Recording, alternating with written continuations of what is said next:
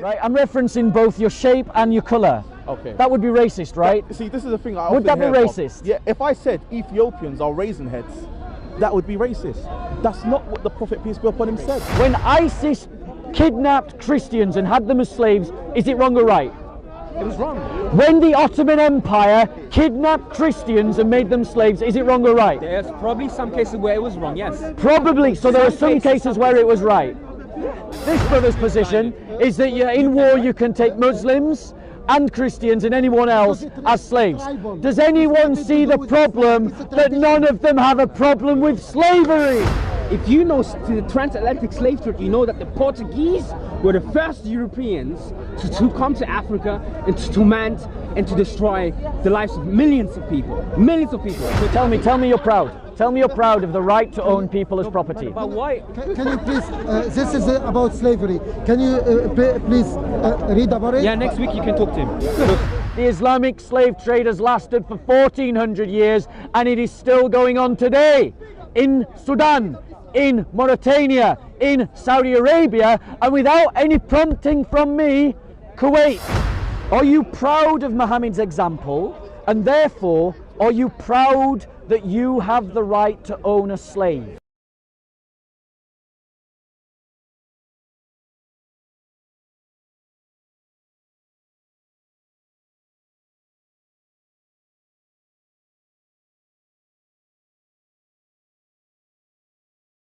Are we good to go roll?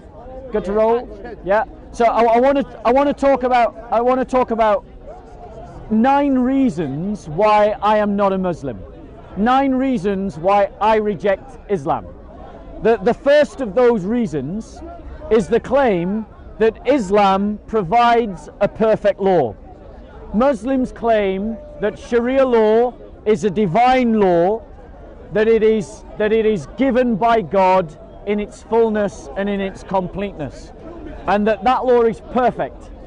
However, this actually is not true. What really happens is that Muslim scholars will take some reference or some vague principle in the Quran and then construct how you apply that law to the world. An example of this would be the fact that in the Quran it talks about fasting.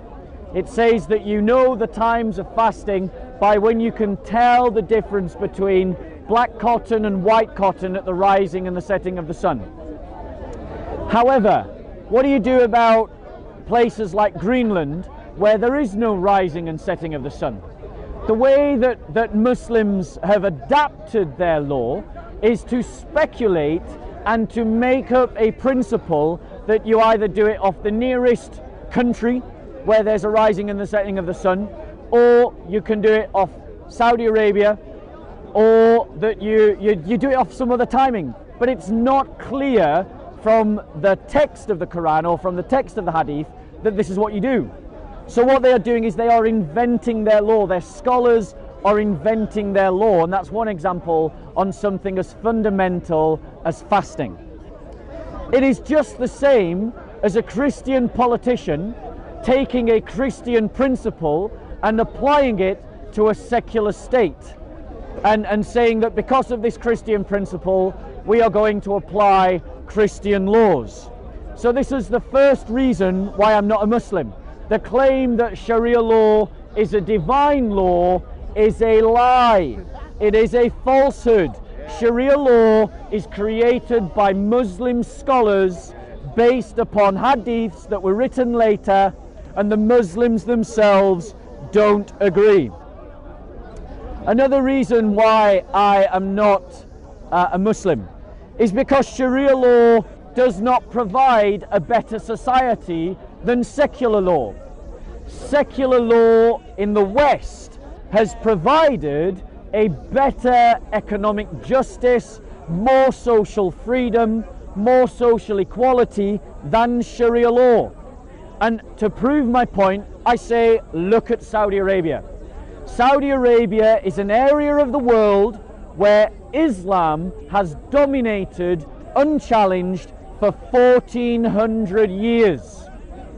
And people are not exactly flooding to Saudi Arabia to live. In fact, actually, many Saudi citizens are actually fleeing Saudi Arabia to live outside of an Islamic society because the freedoms and the equalities of a liberal secular society are more preferable to the restrictions of Sharia law. Sharia law doesn't solve the problems it claims to solve. So we're no better for it or without it. And I'm not saying that liberal secular law is perfect, and I'm not saying that liberal secular law is brilliant, because it most certainly isn't. But what I am saying is that this promise of utopia that is given by Sharia law is a lie. It is false. The third reason why I'm not a Muslim is because of textual variants in the Quran. Muslims make the claim that their Quran is unchanged, unedited, and has remained the same for 1400 years, dot for dot, word for word, letter for letter. That is the claim of people like Ahmadiyyat. That is the claim of people like Zakir Naik. But the reality is, when you look at different texts of the Quran, you compare the most modern Quran to the oldest Quran, there are textual variants within them. And Muslims have made an argument that textual variance within biblical manuscripts is sufficient reason to doubt the reliability of those biblical manuscripts. Therefore, by using their logic, we can conclude that if there are textual variants in the Quran, that the Quran also cannot be trusted. Furthermore, the criticism about textual variants within the Bible, making the Bible invalid, is not a valid argument, because any genuine understanding of the Christian faith understands that the Christian faith came before the text. The text emerged out of the Christian community. It was written by Christians, it was written for Christians, and Christians are the ones to handle and interpret it. Whereas, by contrast, Islam is a religion based on the book of the Quran. That is what Muhammad started, and the community formed around the book. So therefore, when there are changes to the book, that is a problem. My fourth reason for continuing to be a Christian rather than embracing Islam is the false argument made by Muslims that because our understanding of our faith has evolved in terms of the way that we describe central doctrines like the Trinity, which the language of which was canonized at the Council of Nicaea, because of this development, that therefore our faith was invented. The fact that you can evidence that Christians were worshipping Father, Son and Holy Spirit from the earliest times is totally ignored by Muslim polemicists. And it also ignores the fact that Islam underwent historical change. The hadiths are new, they weren't there at the time of Muhammad. The Islamic schools of law were new, they weren't there at the time of Muhammad. The fact is that Islam has developed. The theology of the Quran being an eternal book was something disputed by early Muslims known as the Mutasilites. And it wasn't until that disputation that Muslims came to the conclusion and canonized that conclusion that the Quran was eternal. So in Islam there is historical development, and yet Muslims say that any historical development is evidence that that religion can't be trusted. Furthermore, there is an inherent contradiction within Islam where the Quran says that on this day I have perfected your religion, which means that in the time of Muhammad the religion of Islam was said to be perfect. If something is perfect, why do you need to add anything to it? And yet we see in historical development things were added to Islam. Hadiths were added to Islam. Understandings of doctrines developed. These were not normative at the time of Muhammad, they came later. My fifth reason for not being a Muslim and for rejecting Islam is the irreliability of the hadiths. The reality is that despite all their rhetoric, despite all their claims about how isnad and hadith science and matin and the science of hadith guarantees that the hadiths are a reliable corpus of text, the reality is that Muslims themselves have no certainty. Muslims themselves are in disagreement about which hadiths can be trusted and which hadiths cannot be trusted.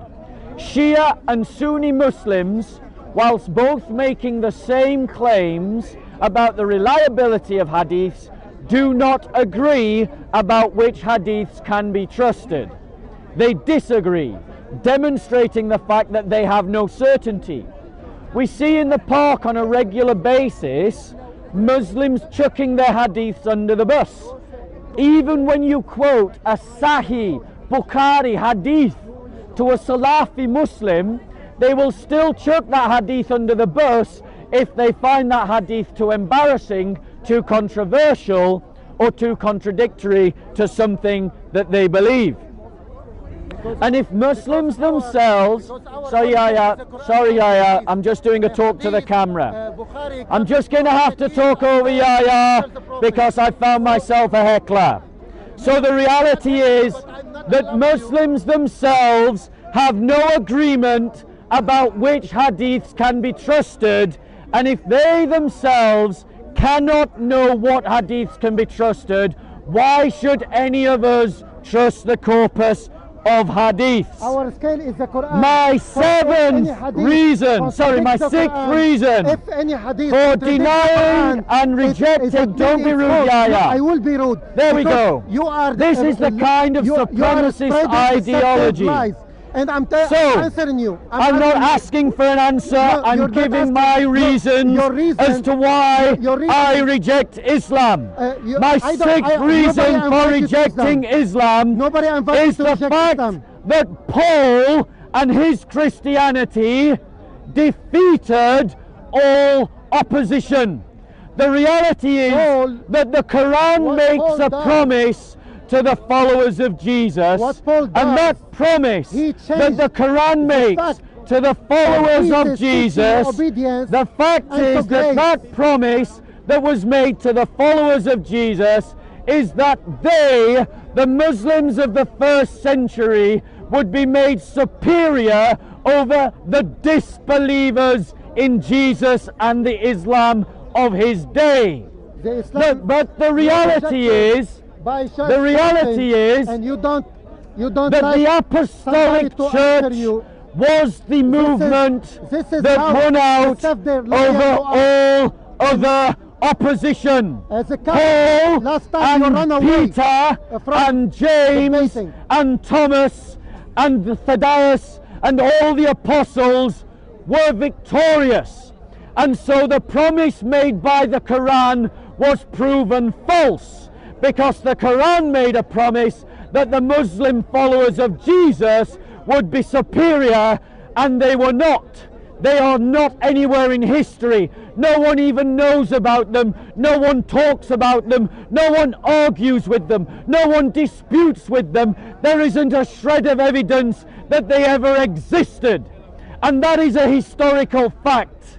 They did not exist.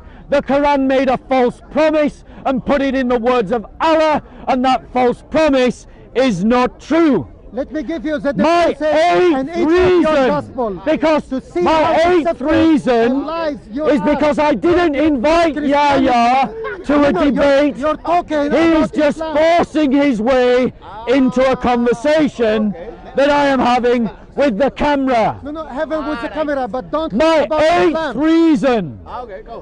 eighth reason for rejecting Islam is that supposedly a perfect man, a great prophet called Muhammad, established a perfect system called Sharia law, and in that Sharia law there was a caliph, a system of law, a political system, that was perfect, that was from God. And that prophet was succeeded by rightly guided caliphs in a perfect system. Thank you. And that perfect system died.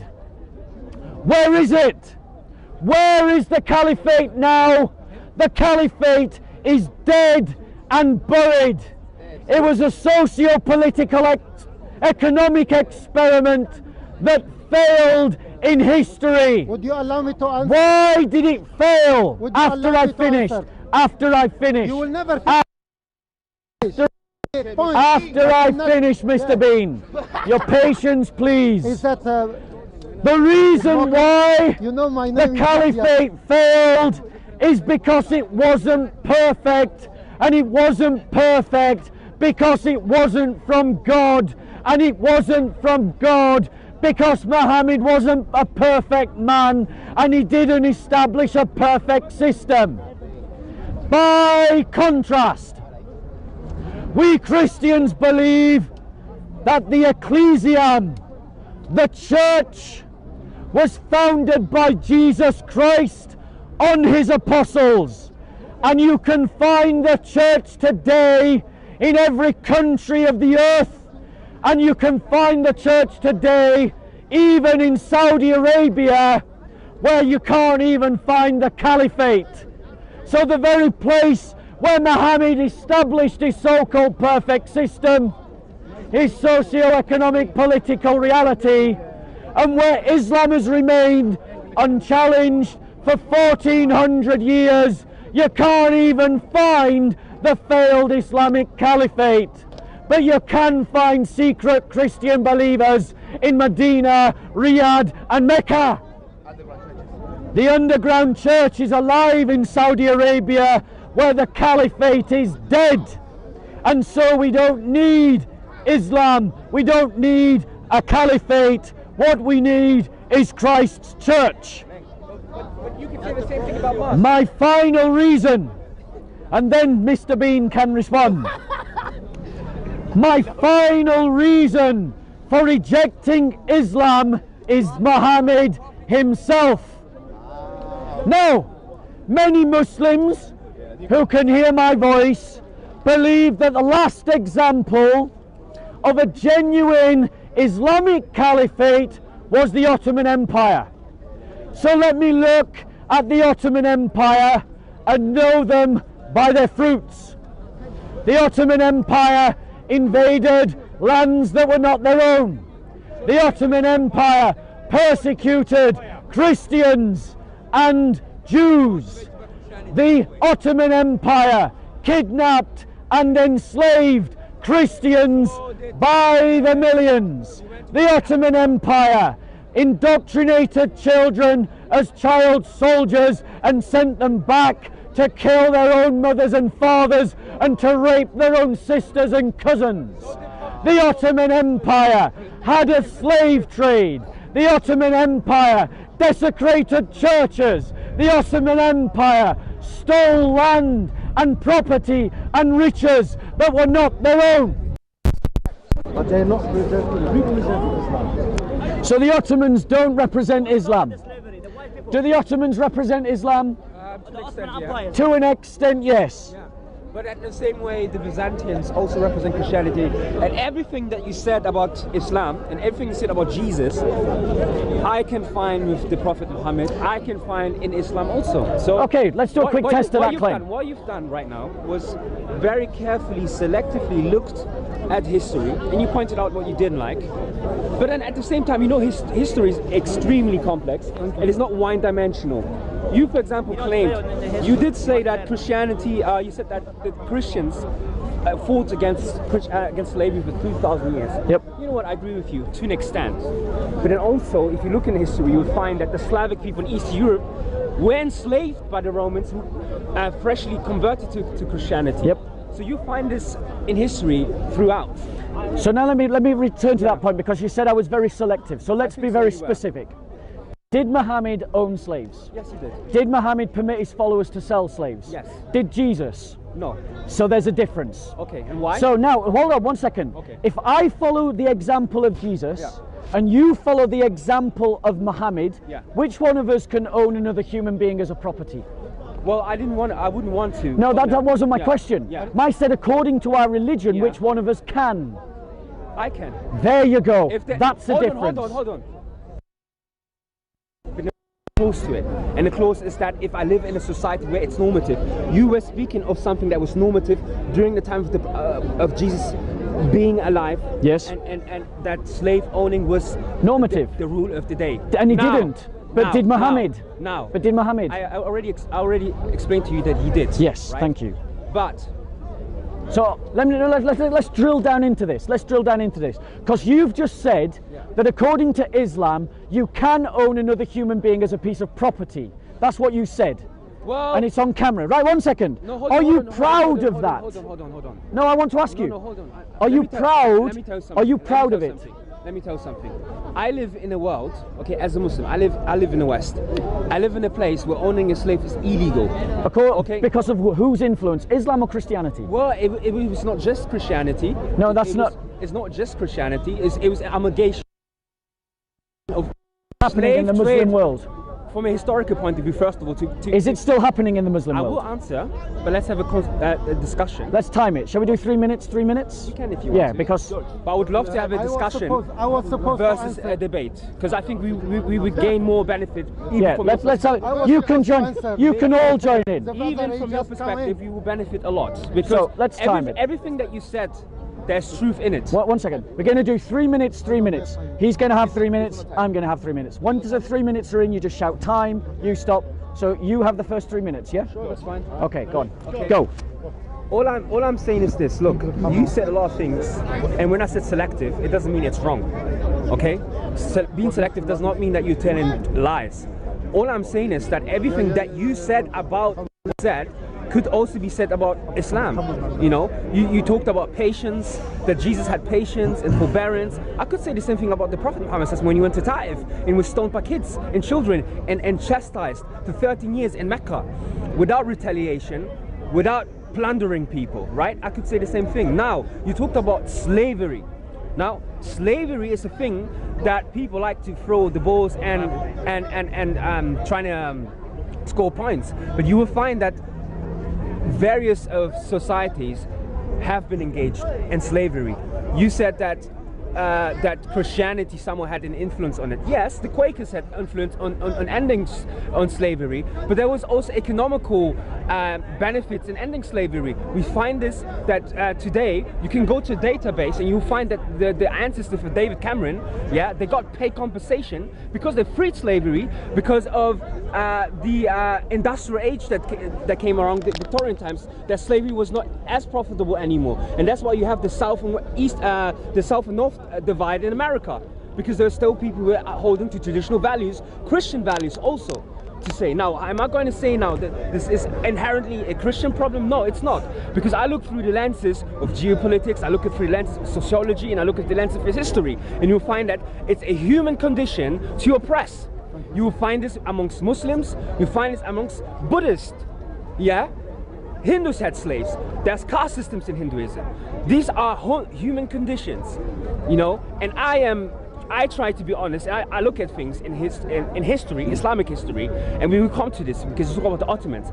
There's deeply problematic issues amongst the Muslims in their history and things they've conducted and things they've done. I'm not going to lie to you about this, but to somehow pin it back to a religion, I could do the same thing with Christianity, and we pretty much in the same boat here. Wait. So are you done? Yeah, I'm done. So no, let me reset. Oh, because I'm talking with him. If he'll be patient. Thank you. Okay. So reset, and then I'll do 3 minutes Is it- when you're ready. let me take 2 seconds. No. Islam Yeah. I'm encourage- talking with him. Islam I'm talking with him. encourage, I'm talking with him. free and slave. So hold on. equality between people. One Yes, second. yes. I'll wait until. 1 second. Are you ready? Yeah. So my point to you is this. My point to you is this. I know that every group of people in every civilization, from a socio-economic and political viewpoint, have done all the same crimes. Yeah. We're all guilty of the same things. Okay? Yeah. My point to you is that those things that we would recognize as wrong, Yeah. Like the idea that my ancestors may have at some point owned your ancestors as slaves, we would both say is wrong, I assume. Yeah. But I can validate that through my example of Jesus. Yeah.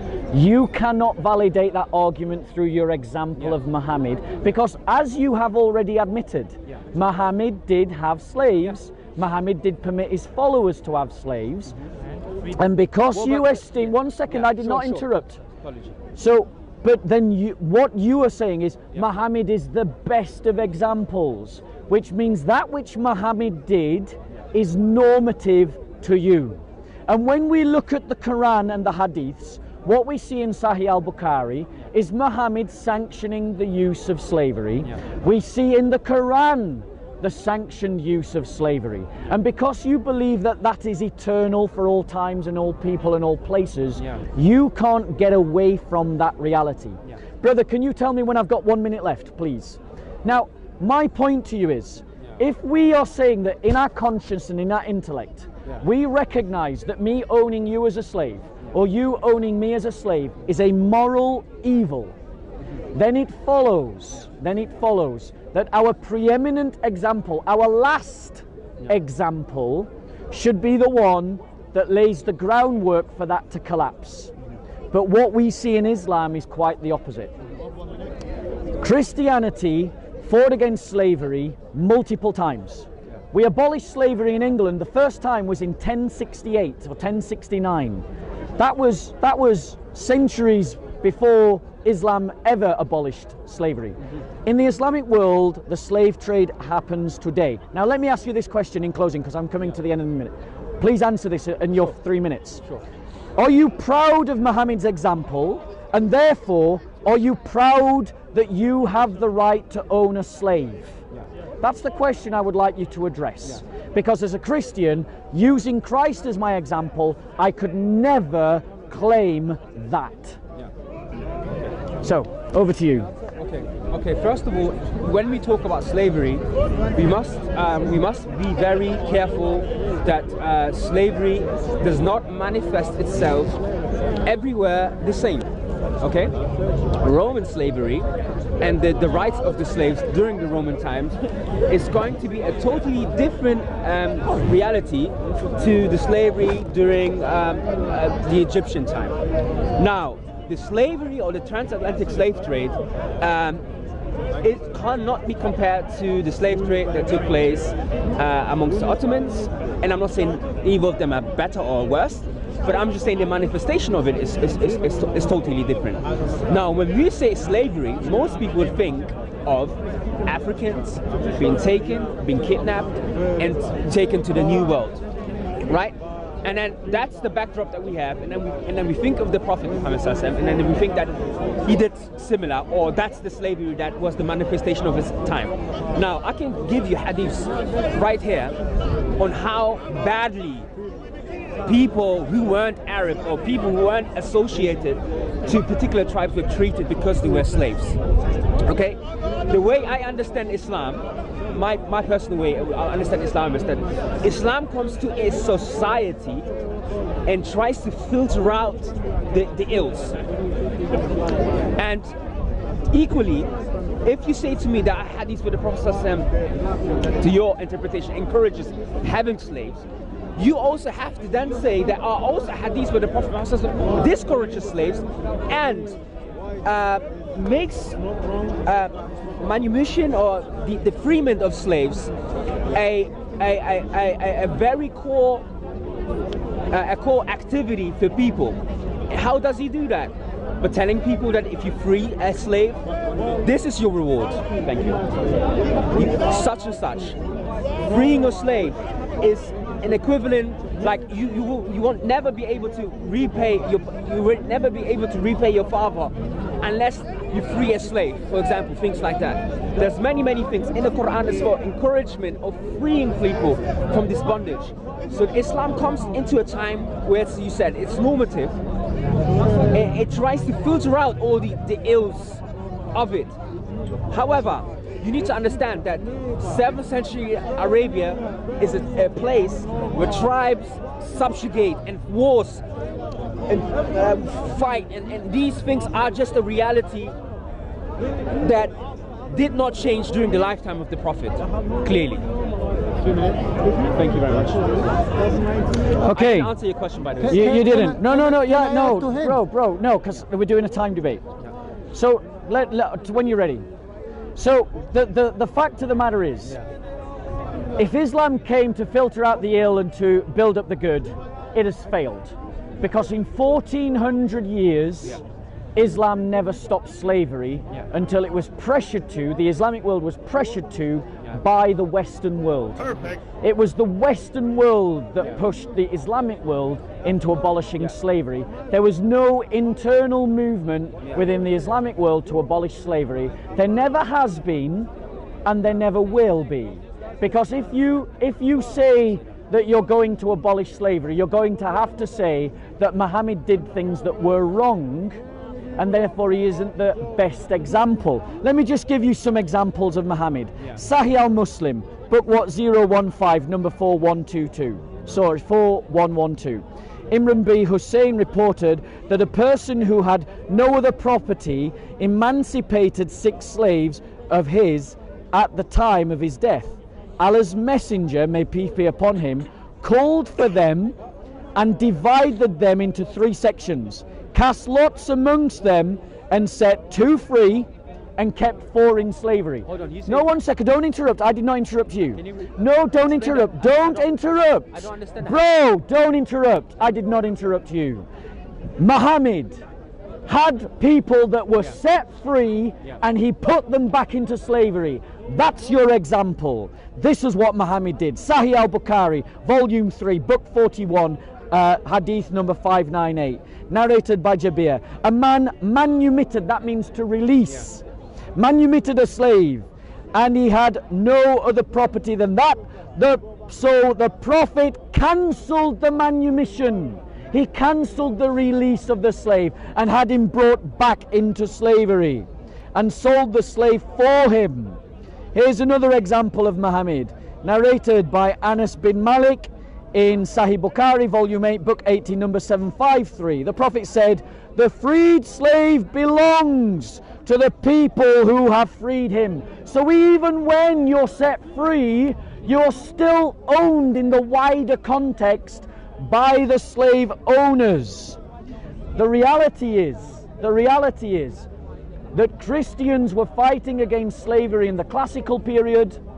They would sell, I'll give you some examples, and in my next 3 minutes I'll give you examples. We abolished slavery in England in the 10th century.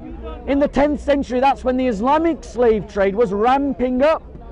You talked about Janissaries and the Ottoman Empire. Let me tell you what it looked like for my people, the Christian peoples of Eastern Europe. The Ottoman Turk would ride in and demand our children. Can you imagine someone coming up to you and saying, "Give me your child as a payment for a tax"? Because they couldn't pay the jizya tax, the Ottoman Turk, the Ottoman Muslim, came into Christian villages and took their children as payment. And who else did that? Muhammad did that, and I'll show you that as well. Now let me ask you that. Do you agree with taking people and distributing them as the possessions amongst the believers? So you've got two questions. Are you proud of your right to own another human being as a piece of property? Are you proud of it? 2, do you agree with the idea of distributing people amongst the believers as possessions like your Prophet did? Okay. How long is left? 3.5. Have I still got a bit of time? Okay, your turn. Okay. So he asked me if I am proud to own slaves, right? That's what you said. You're proud of your right to own slaves. Right to own slaves. Okay, good. Okay, and then you also said that the second question was, can you say? The second question was, do you agree with the idea of taking human beings and distributing them amongst the believers as property like your Prophet did? Okay, so my understanding of Islam and its law and the way it's understood is not static. So I'm not someone who believes that because there was a time where people were doing that I have to necessarily do that, and that's somehow my attendance of me entering paradise. That's not what Islam for me is. I look at Islam and I understand Islam in a context of the zeitgeist I'm living in. I live right now in the UK. I'm originally from Africa. I live in the UK. And let him talk, bro. Let him talk. Now, of course, you're going to have things like that. Uninformed, ignorant statements like there's only one Islam. But when you look at the classical scholars and contemporary scholars, they come to different conclusions because there's additional information, there are changes in politics, changes in the way people perceive certain things. And that's how I see that. So your question is, you are now forcing me to go back to the 7th century and sort of apply that to my life, when the context of the 7th century I don't live in. So that's how I would answer that. 1 minute. The other thing that you're saying as well is that your problem clearly is that the Prophet Muhammad was owning slaves, right? And again, I look at it in terms of a believer first and foremost, but I also look at it as in terms of a historian.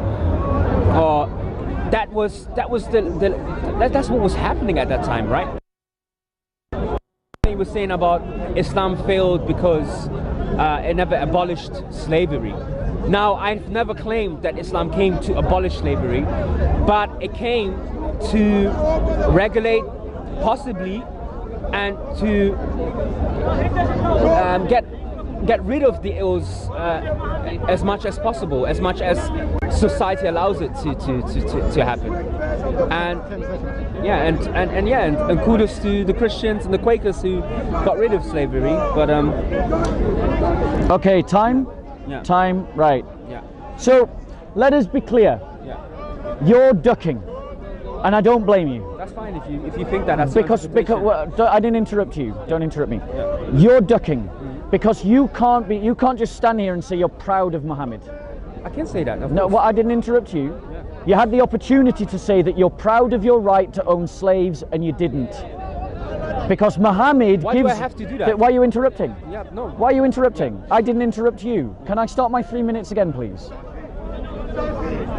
Okay, so you had the opportunity to stand here and said, I am proud of the rights that Muhammad gives to me to own another human being as a piece of property, but you didn't. And the reason why you didn't, bro, is because your conscience is better than the conscience of your prophet. And I don't blame you, but that should be telling you something. If you can't look at Muhammad and say the liberties that he has given me I am proud of, and the restrictions that he has given me I am proud of, then he's not worth following. I can stand here and say that I am proud of Jesus Christ, and I am proud of the example that he gives me. Where he gives me liberty, I want to live in that liberty. Where he gives me restriction, I want to live in that restriction. And that is a better example to you, because I am yet to find a person that can find a problem with Jesus. But I find plenty of problems with Muhammad. That's actually the reason why I rejected Islam and became a Christian. The reason why I became a Christian is because a Muslim tried to convert me to Islam, and when I compared Muhammad to Jesus, stop interrupting. Pause my time, please. Matthew 15, 22, 28, where the Canaanian woman was referred to her as a dog. We're just going to have to wait until he's finished. As a dog. And this is, he's talking about Jesus in another place. Jesus talking to people, he loved only the Jew, and he called non-Jew dogs and pigs. He ignores that, and he don't like to be interrupted, but he can interrupt and tell you to shut up. Please carry on. Okay, so we'll start my time again, and please note it. No, again. No, let him start again. Let him. So let him take consideration. No, not again. We'll have you paused answer this.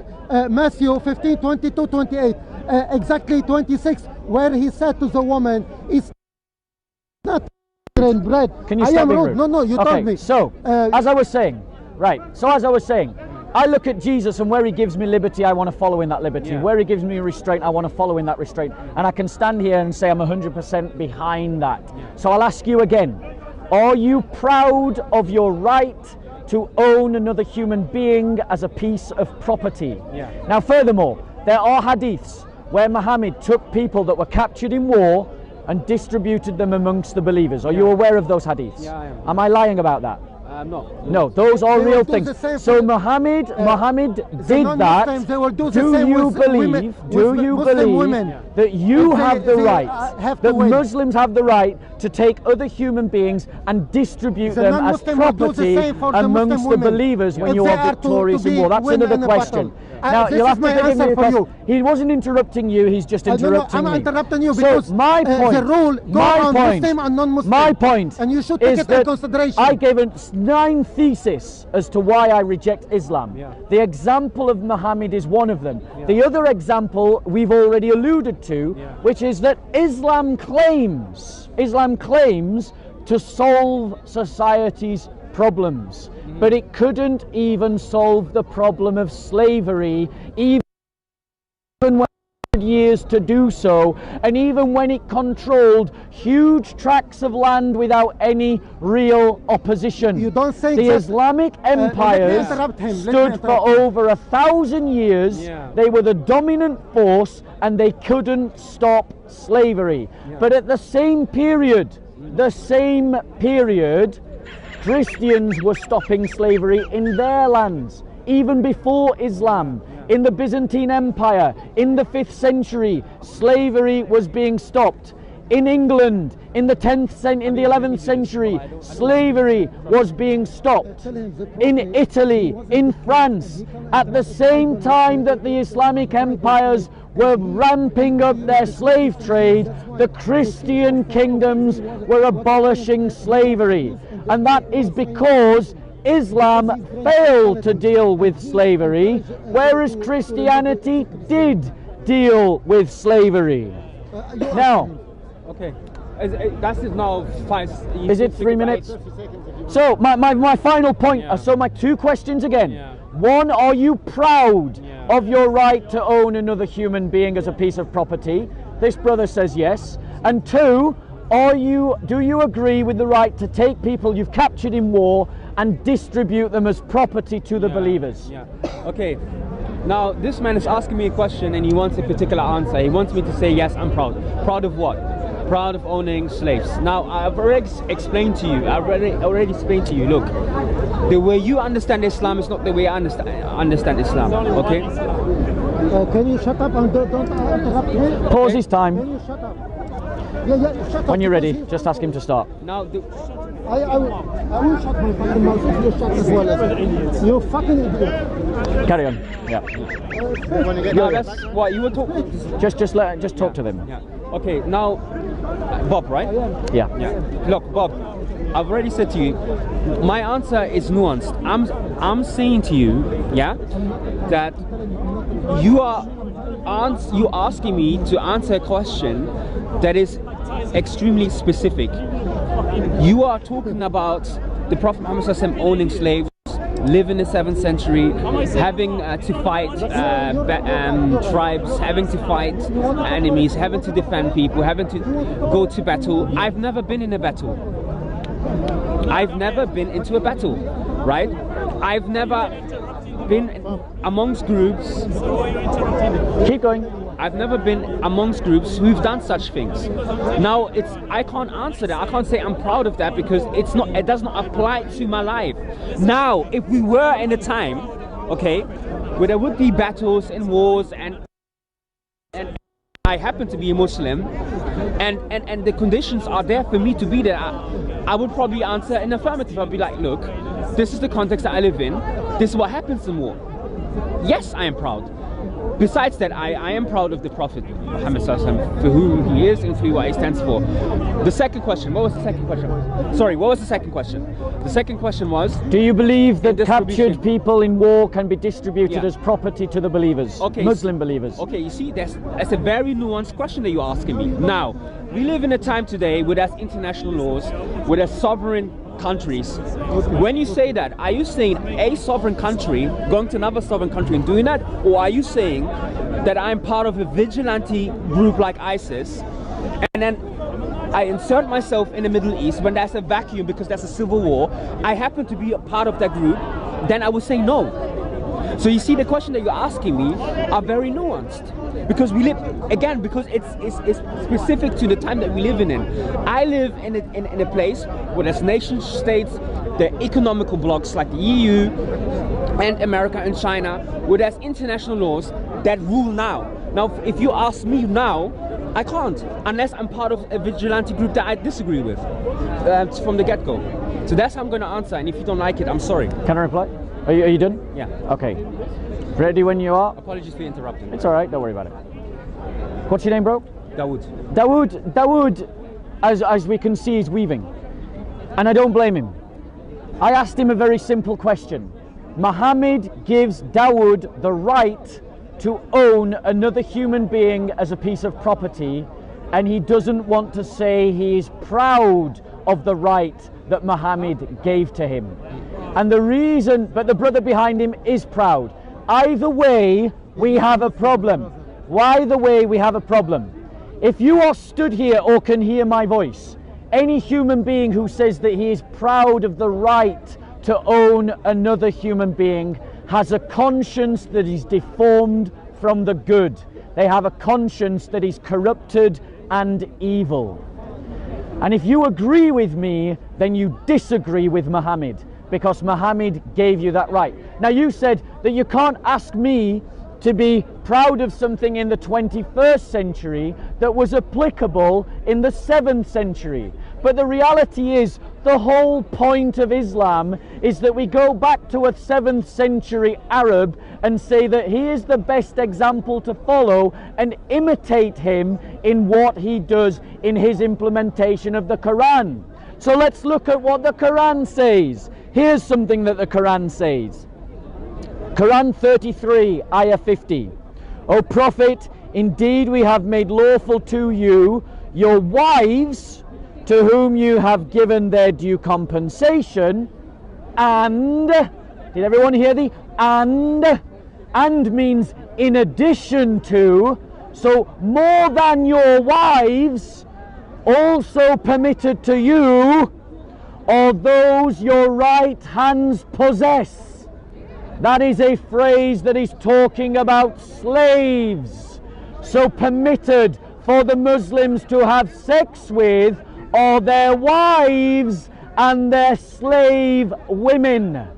The Quran is said by Muslims like Dawood to be an eternal book, a guidance to the whole of mankind, which means that this is something applicable to the 21st century. So I will ask you again, Dawood, according to the guidance of the Quran, not the example of a 7th century nomadic prophet, but the Quran's statement that you can own people with your right hand as a possession.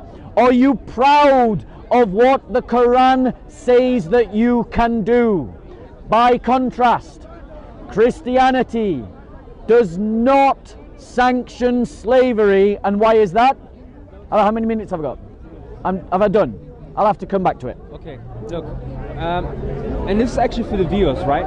Because what has happened for a very long time is that we have loads of people who like to talk about things, right? And I think it reflects the politics in this country at this very time as well.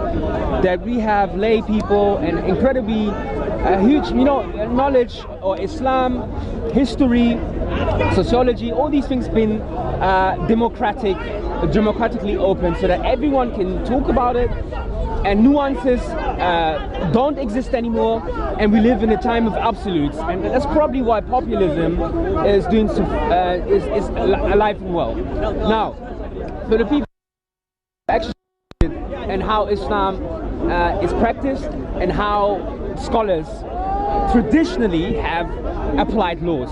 Okay, the Quran is a book that we believe is from God, and it came down in its revelation, and it's in response to, or a reaction and react, and it's sometimes proactive, sometimes it's reactive. Now, what I'm trying to say to him like the last 3 minutes is that if you ask me today, slavery, let's define what slavery is. Slavery is a system. Slavery is predicates a system. There has to be a system. Now you're asking, okay, a African man who is in the UK, whether he would be proud to own a slave. I'm telling you, I don't even have the environment. There's not even an environment for me to have slaves.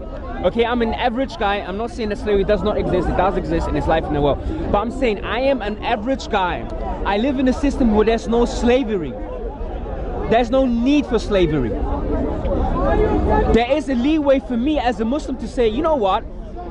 I don't need, and I'm not in need of slavery, nor do I condone slavery, and it doesn't make me any less Muslim. The Islamic law, the Sharia that you were talking about earlier on, is an extremely flexible system that adapts to its environment, in its context and its zeitgeist. And that's something that once we can understand that, then I'm not, like you want to pin me down, to static understanding on how jurisprudence is understood. Jurisprudence is a study, is an area that is live or not static. Sorry. It's important to see this. These are real people really going for this. Forget about the word ISIS. What I'm saying, at the time Sorry. of the Prophet, Okay. if I'll hold that there was book a tribe for a moment. who Can I was hold that book? fighting In my against next the 3 Prophet, minutes, I'll hold that book. and they took Yeah. Muslim women as So my 3 as a minutes spoil now. for war. Notice that Dawood said how the scholars apply it traditionally. For 1400 years there has been an Islamic slave trade, and it has never ended. Ever. Islam failed. If you say that slavery was wrong and Islam came to abolish that which was wrong, then Islam is a failure, because Islam never abolished the slave trade. By contrast, and it didn't just fail in its failure to get rid of the slave trade, it failed in the caliphate. The caliphate doesn't even exist anymore. The reality is, Dawood, when he suits him, is saying, I don't want to follow Muhammad's example. And when it doesn't suit him, when it does suit him, he says he wants to follow Muhammad's example. By contrast, Christians like Saint Ovidius would sell, this is in the classical period, so this is in the Roman period, would sell themselves into slavery and then would use the money that they raised to free slaves. Christians like the Mennonite brothers, during the European slavery, went to the Caribbean to preach the gospel to slaves. They wanted to sell themselves into slavery so that they could share the suffering of the slaves. Now, regardless of these individual examples that we can point to, it boils down to the paradigm of Muhammad or Jesus. Jesus never had slaves, and he is my example. The Old Testament talks about slavery, much like the Quran talks about slavery. But we Christians understand the Bible through a covenant paradigm, which means that the old covenant law doesn't carry into the new covenant law, except and as the new covenant law transforms and embraces it. And nowhere in the new covenant can slavery be justified. Perfect. However, Islam in the Quran, verse after verse, justifies slavery. Muhammad justifies slavery. That is the example that Dawood faces. And his conscience is telling him that it isn't Muhammad that is the best example, but that it is Jesus Christ. History tells us that the caliphate set up by Muhammad doesn't exist anymore, but the church founded by Jesus does. So that which was established by Jesus has stood the test of time, and that which was established by Muhammad has not stood the test of time. you done? Okay, so first of all, you said something at the beginning. You said that so Islam came and it has basically failed to abolish slavery in 1,400 years, and it's still going on. Well, if I was to use the same example that you're using, then Christianity has failed, because we actually know today that global slavery and human trafficking is as big as it's never been, and there's various societies who are involved in it. In North America alone, which today prides itself to be based upon Christian Judeo values, has thousands and thousands of children being kidnapped into sex trafficking, which is a form of slavery also. So based upon that, but I'm not using it, I'm just using it to show you how he rationalizes. I don't rationalize like that. I'm not going to say Christianity has failed because of that. You keep going back to the Ottoman Empire. The Ottoman Empire approximately existed for 1,000 years or 900 years, don't quote me on that, and ceased to exist for like less than 200 years. Now that's your equivalent of what's it called, a nation or an empire failing. And again, it shows me really that you're illiterate when it comes to history and your understanding of history, that empires do exist, they come back, and they come and they exist in different forms. Now the other thing that you need to understand is this: there's a hadith where the Prophet Muhammad actually prophesied it. He said there will come a time where you will have a king, and then you will have a ruler, and then you will have politicians ruling. And I'm just paraphrasing this hadith. The hadith basically is commenting on what? It's commenting on different types of governance that the Muslims will live unto the day of judgment. So we were foretold that there will, that the caliphate, the way we know. So yeah, that's one thing. So to say that Islam has failed, first of all, I've never claimed ever before Islam came to abolish. The word abolishing means cease to exist, an effort to remove slavery. Why? Because with history, you will find, and it seems like we're going back in history again with the wave of far-right politics that has taken hold of countries in Europe, especially in this country. You will see that in history, it's not a linear understanding of history, rather it's secular. So things that might not apply today, where there is no wars and there's no civil wars and there's no slavery, could be looking different in 50 years. And Islam, like I said to you, is this: it's a religion that comes to weed out the evil and to regulate human conditions that we cannot deny. So let me reply to this, because he keeps trying to talk about politics, and the reality is there is no more sort of white flag signal than when someone tries to draw in politics when we're talking about the religious system. We're talking about the example of Muhammad and the example of Jesus and the paradigms that those establish. Muslims, as he has just admitted, have not abolished slavery. They haven't come to abolish slavery. Islam isn't here to abolish slavery, to have slaves. Islam permits him to have slaves. And in terms of having those slaves, what we have is a problem. We have a problem of a system that will license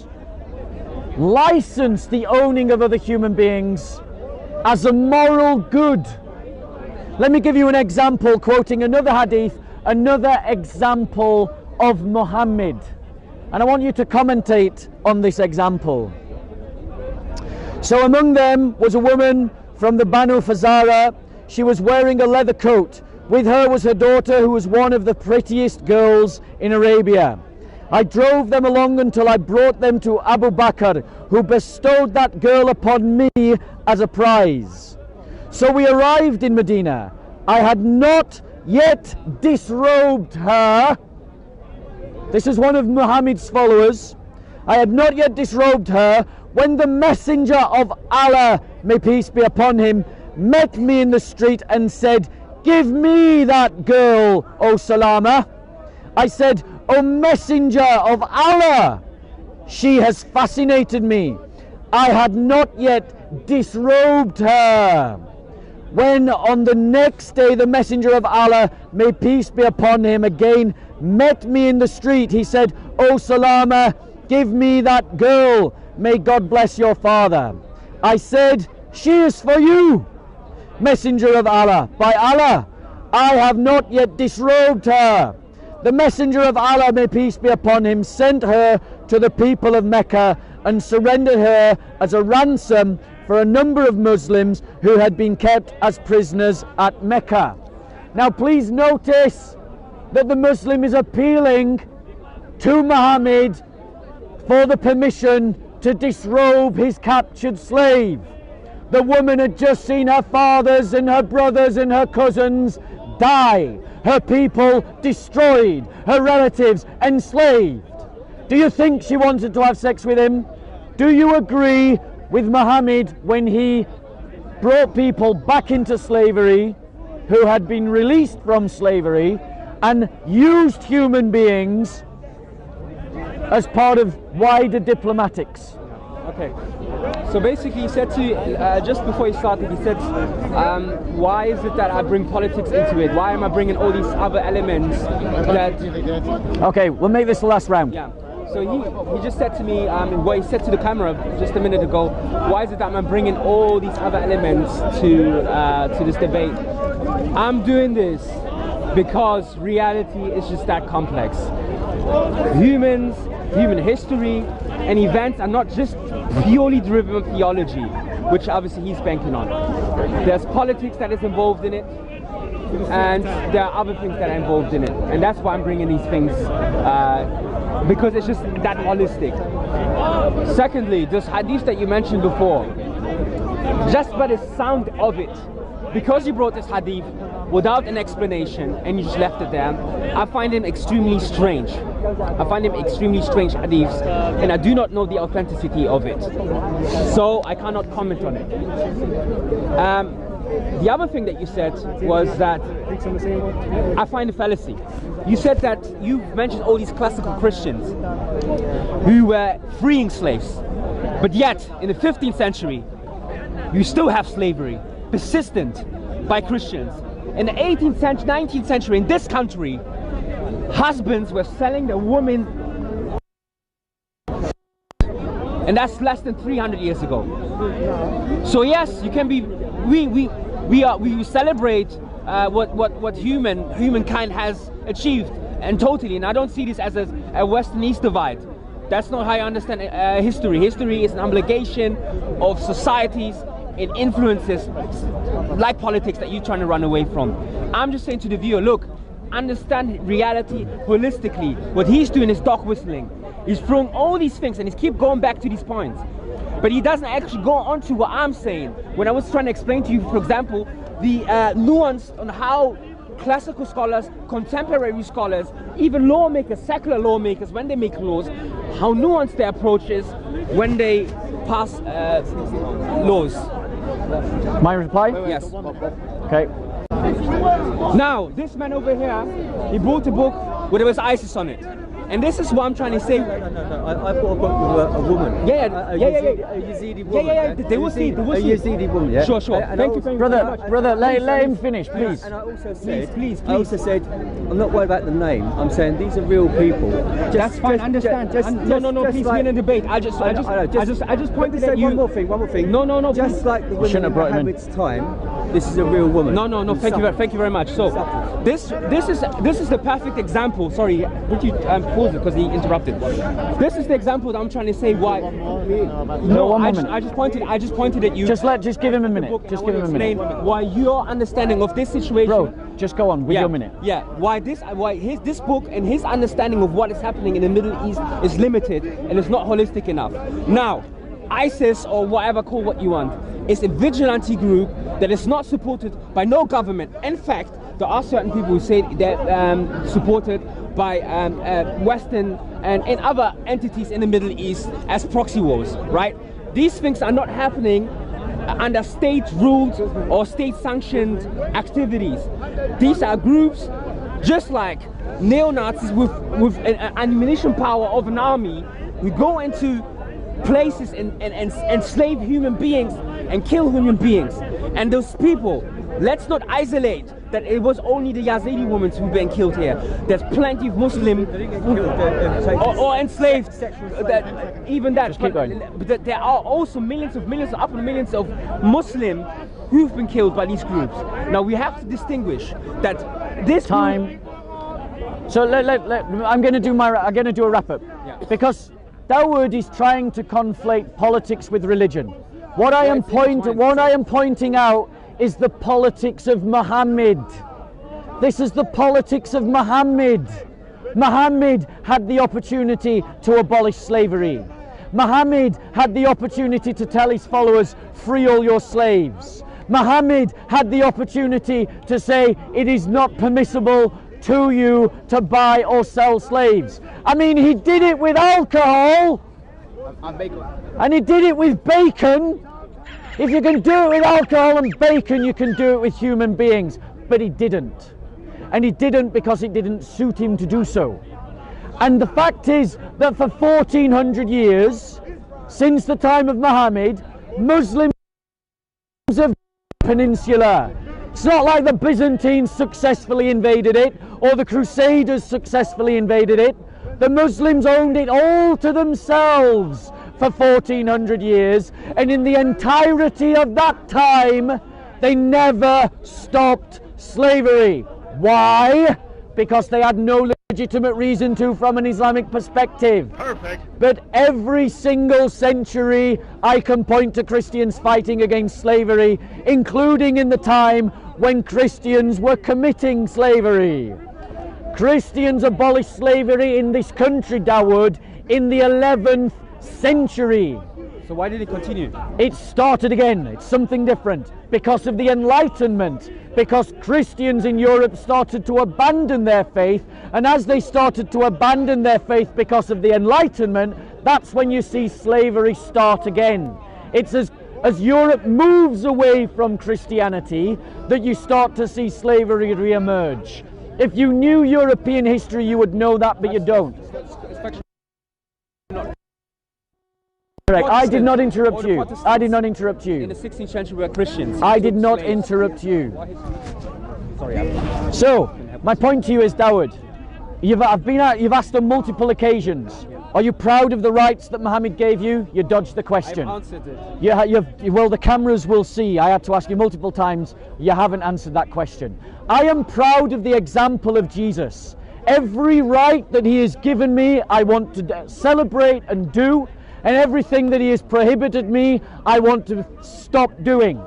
Muhammad gave Muslims the right to own other people as property according to Sharia law, and you couldn't say you were proud of that, and that is your conscience telling you you need a better prophet, and his name is Jesus. Why are you not actually saying what I said to you? It's like almost ignoring it.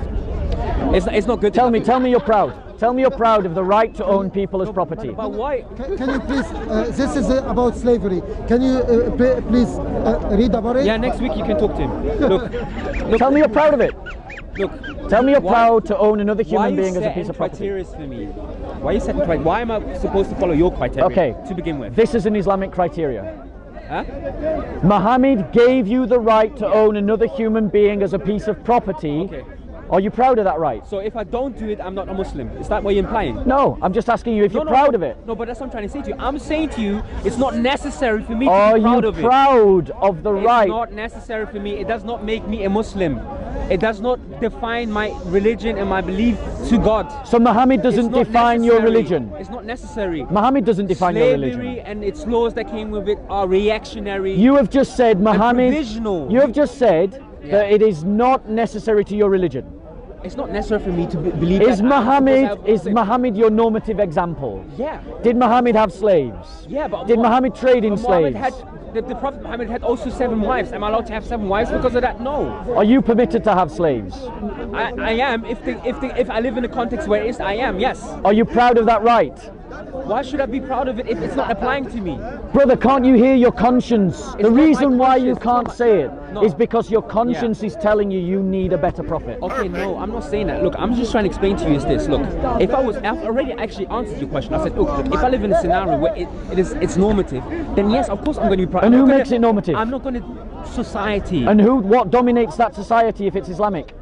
Well, it's not just Islamic. No, hold on. It's not just Islamic. If you've just said society normalizes it, Yeah, I agree yeah, with you. yeah. So if Islam is the dominant force in society, Yeah. then slavery becomes normative. Possibly, not always. Right. Do you not see a problem with that? Well, why? Why would You talked about ISIS. You said that they're this rogue vigilante group. Yeah.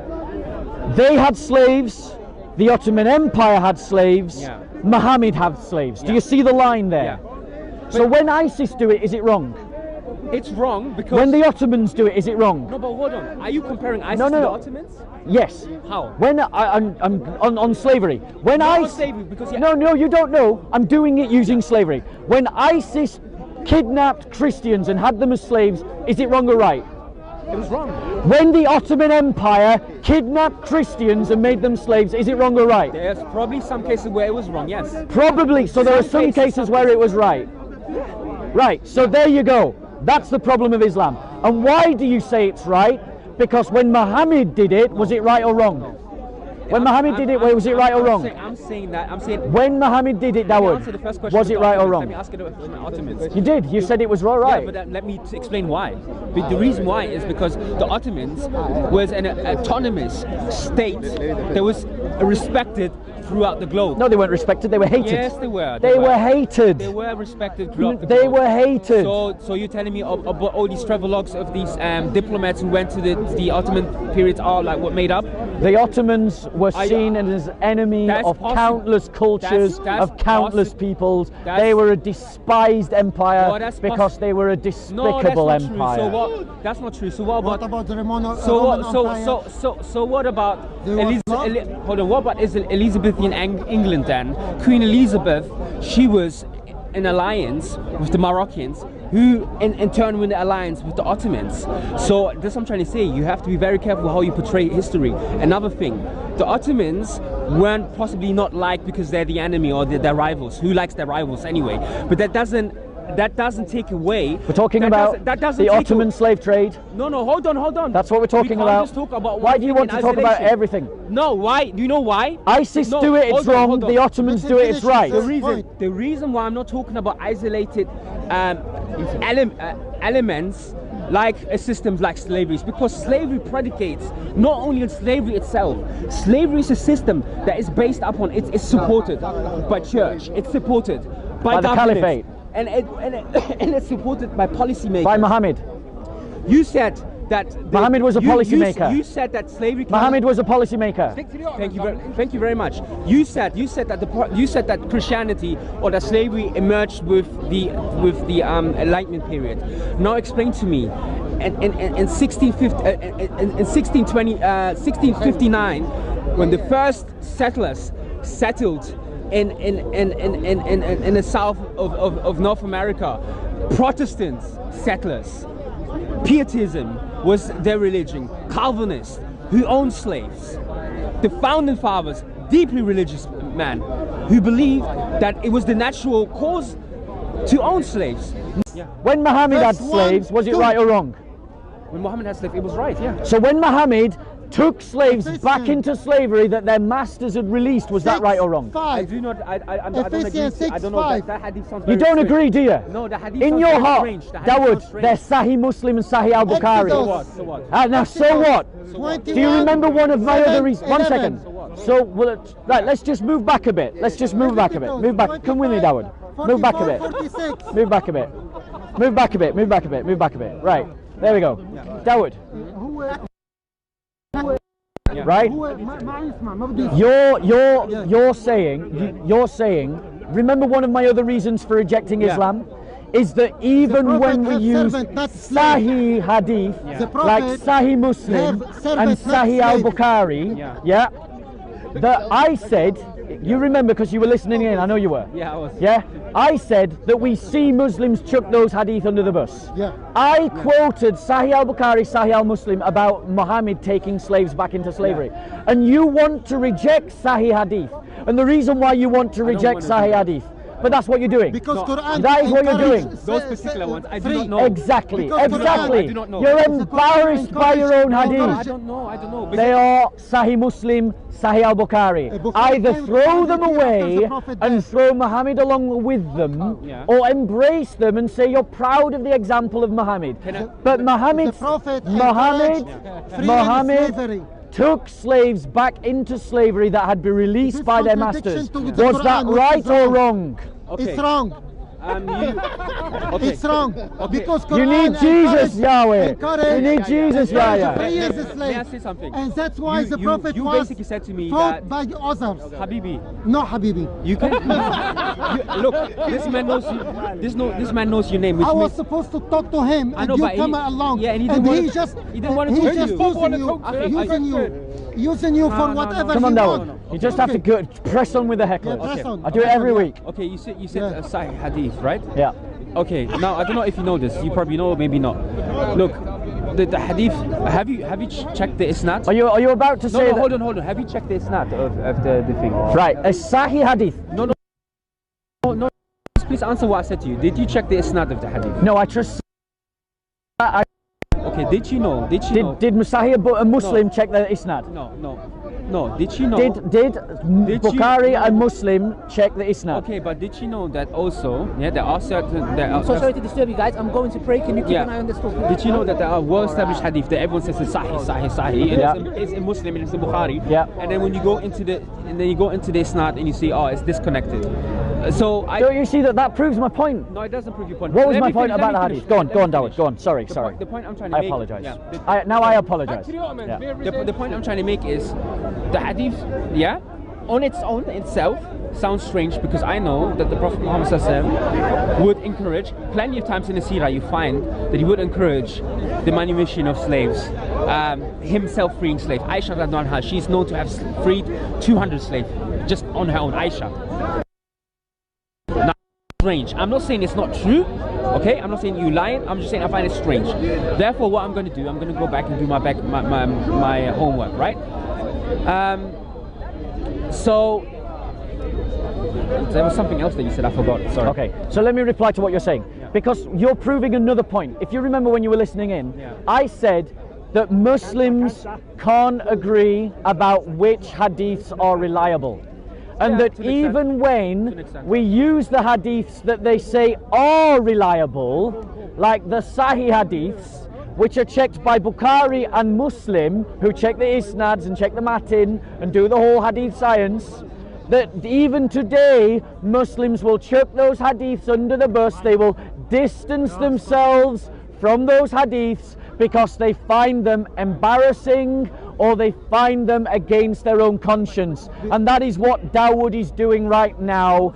He is distancing himself from Sahih Muslim hadith and Sahih Bukhari hadith, in which Muhammad told that slaves who had been released by their masters needed to be taken back into slavery. And the reason why he is doing so, Dawood, is because you are a better man than your prophet, and you know that if these hadiths are true, then Muhammad was a horrible man, and you don't want to be a horrible man, and I applaud you for it, but I say that you should follow that logic out of Islam to a better example, the paradigm of Jesus Christ. Because if you're saying that even your Sahih hadiths you cannot trust, No, I didn't say that. Hadith I didn't is say not that. holy. you're saying that The they Quran is sound holy. suspicious. Yeah, that sounds strange. Right, but the point of the matter is, Oh, no. my friend, these are hadith. This is your literature I'm using. The hadith comes 200 years after Identified the death by of your Prophet. It's scholars false. that you say were the amazing people Yeah. who collected these hadiths, and they're called Sahih for a reason. What does Sahih book mean is for the Sahih, not camera? every single hadith. Authentic. Not like- every single Authentic. hadith. Authentic, trustworthy. Yeah, but some there of you them, go. they But you are don't not- want to trust it, do you? No, Not all of them. There's 7,000 hadiths. I'm talking to You cannot- Dawood. I'm talking to you. All I was saying, yeah. Yeah. All I was saying is There's 7,000 I just wanna hadiths. open up a It's bit the impossible understanding of what that all Sahih is hadiths and this are and that. right. There are different. There must be false You know there are different and books, authentic right? and every scholar has fabricated. its. That's why that's the differences, and that's why some people don't agree. Because every scholar has its own methodology and Even the tolerance children, how even the to children. look at hadith. grow up First to of be all, like Even the donkeys. Because they were. I don't. So, see, you're getting involved in the argument again, bro. Let He's not picking up my signal. okay, Oh, sorry. go on. So I'm not denying the hadith. I'm not saying they're wrong. I'm not wrong. And I'm not. The reason why I'm saying that they sound strange. I should actually take that back. They don't sound strange, but what they do is they. Content. Why devil? From the little knowledge I have, it does not seem consistent with the Prophet, and also they seem very surface based. What do I mean by that? Every hadith, I would love to read this hadith with commentary, and I would love to read the hadith with its historical context. Okay, what happened? Why did the Prophet say that? All this hadith is saying right now is just telling you there was a situation where there was someone was freeing slaves, and the Prophet came and said like, no, free those two and those two. That's all it's saying. It's just that. But I want to know why and the background maybe, and then I can come back to you and be like, oh, so the hadith, the reason why that was the reason is because those two other slaves were taken forcefully from someone else. You know, I'm speculating, but I'm saying that there could be another reason why that happened that way. So I just want to look at the hadith. I'm not denying them. If they're Sahih, we say they're Sahih Bukhari, then they're probably And authentic. Sahih Muslim. Yeah, Sahih Muslim. They're probably authentic. But I just want to have a bit more. But Dawood, let me reply, because what you're saying is Yeah. it doesn't sound like the Prophet. It sounds suspect because it doesn't sound like the Prophet. Not consistent, yeah. But well, I mean, firstly, that's another problem with the hadith literature is it's full of inconsistencies. Yeah. But the second problem with But that, that's due to my the knowledge, second because I don't problem know with every that, hadith. the second problem with that Yeah. is also the Sirat literature confirms that Muhammad practiced slavery. Yeah. The Sirat literature confirms that Muhammad tortured people. The Sirat literature, yes, the Sirat literature confirms that Muhammad had people assassinated. The Sirat literature confirms that Muhammad waged war against other people. So if you're going to, and also, Dawood, Yeah. the fact of the matter is, if you go and use Sirat literature in the game of trumps with Hadith literature wins over Sirat literature. Hadith literature is what you use to understand the Quran, not Sirat literature. Yeah. So your defense is weak, but your defense is also flawed, because what you're really saying is, I don't want to believe that Muhammad is the kind of person that would take a slave back into slavery after he's been. Anyone who does real history goes off what the sources say, and those sources say that there was a master who owned slaves and he let them go free, and then Muhammad stepped in and he said, no, bring them back into slavery. Yeah, and I want to know the context of that. That's So- all I'm saying. I want to know the context. The Quran also Do you know the says, context, by the way? the Quran also says, the Quran also says that you can own women as slaves and have sex with them. That is a right given to you in the Quran that I read to you The with right the hand source. possession. The right hand possession. The right hand possession. Permitted to you are your wives and those that your right hand possess. Clearly, if and those that your right hand possess is not also your wives, because that would be naming the same category twice, and that would make the Quran guilty of being just bumble jumble nonsense. Okay, you know that verse, for example, yeah, what your right hand possess.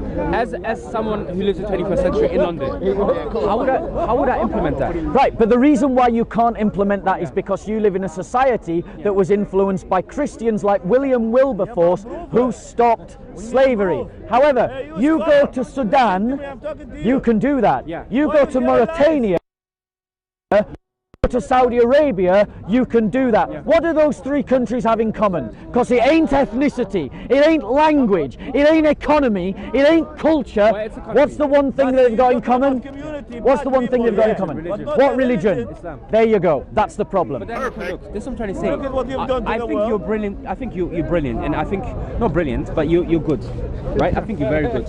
But what I would love you to do, as someone who speaks and someone who wants to be scholarly, you really have to start to apply the holistic thing. When you say, for example, it's just religion, it's not religion. For example, there's a report that came out recently by the BBC, and it looked at slavery in Kuwait, and they were selling. Look, honestly, Slavery in Kuwait. They're selling slaves. They're selling slaves on Instagram and all these. You can go and have a look on BBC. There's accounts. What's the primary religion of the Kuwait? Hold on. Before we go to religion, the report focused on the economy. Now, why is it so? Because it's the BBC, and the BBC wouldn't blame Islam for anything, even a jihad. Perfect. But you see, this is what I'm trying to say. I think you have serious blind spots, and I ask Allah to help you to remove them. But the point I brought Kuwait into this is because in Kuwait, the economy permits it. Why? I think every second person has a maid or something. 2 in 4 women have a maid in Kuwait. Now, what has that to do with the religion? No, it has to do with the possibility. Thank you. Has to do with the possibility and the capabilities that they can afford such things. It's to do with the policies that the government has, the Yahaya policies, sponsoring. To have a sponsor and come into the country. So this is what I'm trying to say to you. When you do this, when you just look at the religion, you are just looking at one aspect. And because there's some truth in that aspect, you're misconstruing reality. What I'm asking you to do is like, look, have religion and be critical of religion, but then also look at all the other facets. Okay, let me reply to that point. Let me reply to that point. Yeah, of course. Yes, of course. The last thing is, for example, and you see where the fallacy comes in. You do this the same thing when you want to validate something. You say, for example, Christianity was the driving force that abolished slavery. No, it isn't. If you talk to any historian, they will tell you one of the major reasons, and that's why the government got involved and paid out on reparation to slavers, was because of the economy. The economy changed. Oh, you know what? There are these Quakers. They've been saying for 200 years now to us to abolish slaves. You know what? Time permits it now. Let's pay out all the slavers. Let's pay out all the slavers. Let me reply. David Cameron is one of them. Let me reply.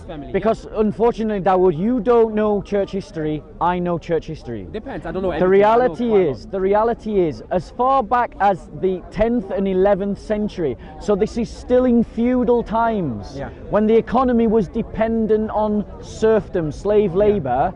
Christians were abolishing slavery. What do you mean by that? What do you mean by that? At the same time, Muslims were enslaving people. Define what you mean by slavery. The idea that I can own you as a possession and you are my property. That was abolished in numerous Christian countries right from the 5th century onwards. The Byzantine Empire abolished slavery. It abolished by the state, or were there people or were there individual saints who were over the course of church history, both. But over the course of church history, both. Stop. One second. Dawood, you made a claim. I'm going to have to shout. I'm not shouting at you. I'm just shouting over him. Yeah. Right. I listen. So you made a claim that I'm being narrow, that I'm only looking at the religious aspect. Theology, yeah. But let me just demonstrate why you're wrong in your counter thesis. Because on numerous occasions in the course of the last hour or two that we've discussed this topic, I have used Saudi Arabia and the Arabian Peninsula as an example. Why did I do that? Very deliberately. Because we both know that in terms of what has fashioned the culture, economy and politics of that peninsula since the time of Muhammad, it has been Islam. Which means that in that region of the world, if Islam had the ability and rationale to abolish slavery, you would be able to point to the example of Saudi Arabia as having done so, and at no point at any time has it or have you. It didn't abolish slavery, the Saudi Arabian state, the Kingdom of Saudi Arabia, which I know is not 1400 years old, but my logic stands that area of the world never abolished slavery, either by the direction of a government, either in Damascus or in Constantinople, nor by the will of the people, i.e. the people themselves saying, it might be legal for me to do this, but I don't want to do it. Which means that Islam never transformed their hearts to want to do it. Islam failed. It failed culturally. It failed economically. It failed politically. It failed socially. And one example that demonstrates this complete failure is the example of slavery. Where is your caliphate today established by Muhammad? Okay, look, first of all, and I said this at the beginning of this whole debate, I said, look, I am very careful when I make statements, and I will be honest when I see wrong, even amongst the Muslims. I'm not going to hide things here. One thing I want to say is this: the slavery that took place in the West and the slavery that took place in the Western context has its own genealogy and it has its own DNA. It was totally different how it's manifested. Remember I was saying that? Yeah, you did say that. I have a picture on my phone that my phone died, okay? And I found that... We'll just believe you. Go on. I have this amazing, I found it fascinating. It was a painting of a merchant, an Ottoman merchant and his slave. And the article was about white slavery that many people don't talk about. Yeah, there is such thing as white slavery that took place. Those of us who know church history know all about the slave trade of the Ottomans. Yeah. Because we suffered it. Yeah. And there's many things that I disagree with what the Ottomans have done. I would say this here. Now, the picture is of the merchant and his slave. And you know what's so funny? You wouldn't be able to tell who the slave is and who the master is. Okay? So when you say things like, well, the Ottomans didn't abolish it, it's because their perception of slavery was totally different. We cannot compare the two. Yes, we can. No, we can't. Why not? Look, one reason, I can give you one. Now, you said that slavery was started by the Enlightenment period. Now let me actually correct you and teach you some history that you may not be aware of, not because you're stupid, you're a very intelligent man, but maybe because you're just not aware of it. Pope Nicholas V, he issued a papal in 1492, I think, or 1495. Why was a papal? A papal for the Muslims is an equivalent of a fatwa. And the fatwa was based upon what? It was based upon, and this is what I say, politics. Alfonso V, he was the king of Portugal, approached the Pope in 1492, and he said to the Pope, Pope, the Saracens, who are the Saracens? The Muslims. The animists and the pagans in Africa, they have this gold trade, and they're benefiting from it. He is obviously a politician. You should subjugate them to Christianity. What did the Pope do? The Pope, and it's called the Bull, right? It's very famous. It's a very famous paper. All of you go and Google it. Pope Nicholas V, the papal or the bull, and he issues, and in it, and we have it till this day. He says, and hereby, by the decree, I issue that Alfonso V has the right to go to enslave the Saracens, to enslave the pagan Africans and the animists. And you know what that is? If you know the transatlantic slave trade, you know that the Portuguese were the first Europeans to come to Africa and to torment and to destroy the lives of millions of people. Millions of people. I'm obsessed and I hate ISIS. I say this in the camera. I hate ISIS. My heart, if I could, I would fight against them. Yeah?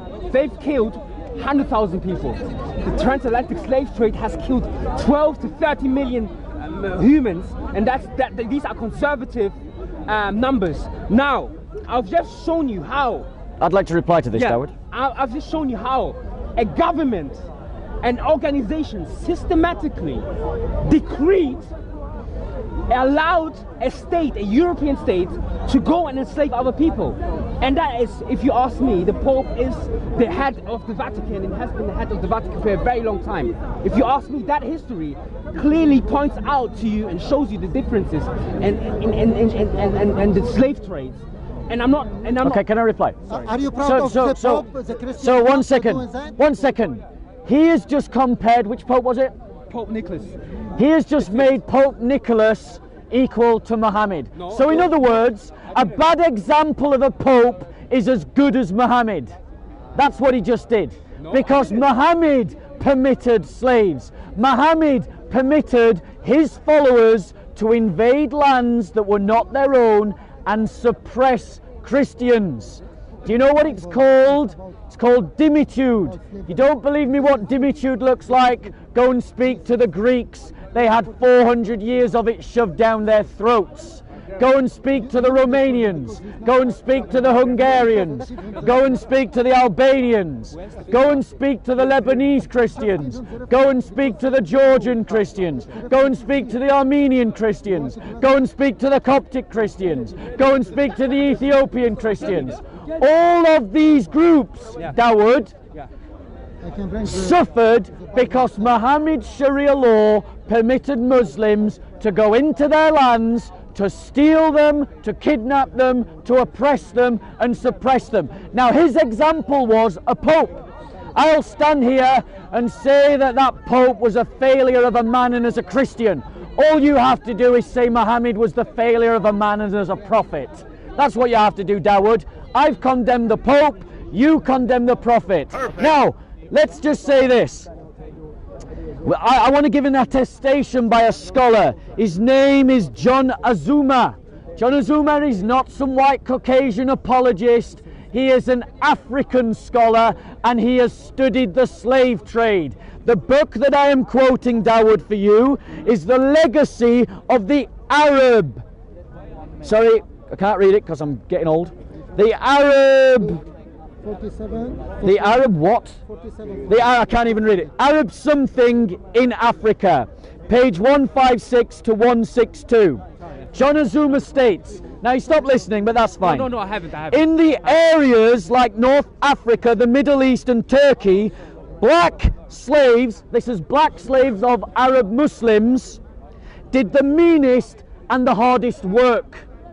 Now bearing in mind, his argument is that the slavery of the Muslims was this benign, nice thing where you couldn't tell the slave from the free man.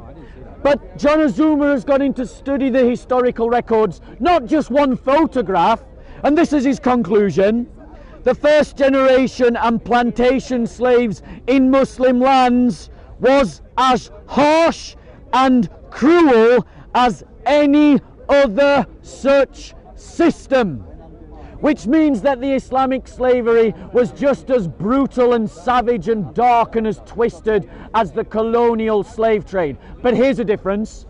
The colonial slave trade lasted for 300 years. The Islamic slave trade has lasted for 1400 years and it is still going on today in Sudan, in Mauritania, in Saudi Arabia, and without any prompting from me, Kuwait. And what do all those countries have in common? Is it their economy? No. Is it their culture? No. Is it their ethnicity? No. Is it their political leadership? No. What do all four of those countries have in common? Islam. That's the problem. I am not being narrow. We've already talked about Saudi Arabia. Saudi Arabia, the socio-economic political context of that peninsula has been dominated by Islam for 1400 years. Muslims, even if it was not passed in law that they should not have had slaves, if their heart was truly transformed, they could have freed them. They could have ceased to participate. Like Muslims don't participate in drinking alcohol in our kuffar state. But they didn't. They did continue to sell and buy slaves. Why? Because Islam failed to change their hearts. Am I being unfair? Am I being unrealistic? Where is the fault in my logic? No, you're right about that. Slavery wasn't ended by Islam. I agree. It was ended by Abraham Can Lincoln. you show him the reference where Jesus confirmed slavery? Can you just Again, I don't think that can you let him? You said you said quite a lot of stuff. You said quite a lot of stuff. But then you said like, there's no similarities and. Well, let's deal with a point that's close to your counterpoint. Your counterpoint was I'm just focusing on religion. So deal with the example of the Arabian Peninsula, where Muslims could have just said, look, we're not participating in the slave trade, but did. Where Islam has dominated every aspect of that society, politically, economically, socially, morally, in every possible way, in art, in culture, in everything. Is it? It has. It has. Are you sure? From the time of Muhammad, Islam has dominated Saudi Arabia. No, it hasn't. What about? Oh my gosh. No. That's the point I'm trying to make. Look, before we go on, you said something along the lines of. Let's deal with Saudi Arabia. Yeah. You said you mentioned Saudi and then you mentioned Sudan, and you said, well, their economies aren't. It's not the effective factor of why slavery exists. Do you know of Sudanese economy? And you know what? You know how. He's making the right point. Do you know how the economy is built? In Their economy is pretty much a modern economy. It's a wolf Yeah, in but- sheep's clothing. But did you know that Sudan, for example, also heavily depends on oil, just like Saudi? So you're saying it's oil that leads to slavery? No, I'm not saying that. It's a wolf. That's what you're trying to say? No. So what are you saying then? I am saying to you that you're making loads of points that I'm sure that if we were to go into the details... Mauritania doesn't have an economy built on oil, it still has slavery. So Yeah, what's but your then- point? But what else are they built on? Islam. See, that's what I'm trying to say. So Mauritania has a non-existent economy to begin So with. we've got multi-billion economy in Saudi Arabia. We've got a failing economy in Sudan, and we've got zero economy in Mauritania. So we've got the highest level, the medium level, and the lowest level of economy, and we still got slavery. Why? And then that's what how you're comparing economy. You do know that certain economies, it doesn't matter how the GDP is. Let me finish. That its manifestation, can create situations where certain things are viable to do. For example, let me tell you Mauritania and Saudi Arabia, those two. In Saudi Arabia, you are able, because people are extremely wealthy, okay, you have the ability to own mates. In the UK, you can't. That would deal with my point. I'm dealing with your point, but you have to allow me to be nuanced. My point. If I can't be nuanced, then I'm not. I don't feel I'm being intellectual. I'm just being honest with you. I want to be nuanced. I want to open up these conversations so that people can watch and be like, oh, what Dawood said that. Let me go and watch. Yeah. And then they can learn something, or maybe not. Maybe they can prove me wrong. So what I'm trying to say to you, look, it doesn't mean that economies, they resemble each other based upon their GDP. They can resemble each other in different forms. For example, like I said to you, in Saudi Arabia, or in Kuwait, every 2 in 4 women own maids. This is something that we don't have here. The economy allows that. Massacre of Banu Qurayza. Then in Mauritania, right? And actually children. The disparity between humans, that you would have power clans versus like immigrants in all these things. It facilitates these things to happen. Right, one second. That's what I'm trying to say. But the point is, So Dawood, important. if their economies have dissimilarity, the dissimilarity is sufficient enough to eliminate economy as the causal factor. Have you just? What did I just say to you? I wanted to see if you understood what I said. You were saying I think that it's a good point. you were saying that the structures within those societies permit the holding of other people as property. So in Arabia, it's because they're rich, and in Mauritania, it's because they're poor.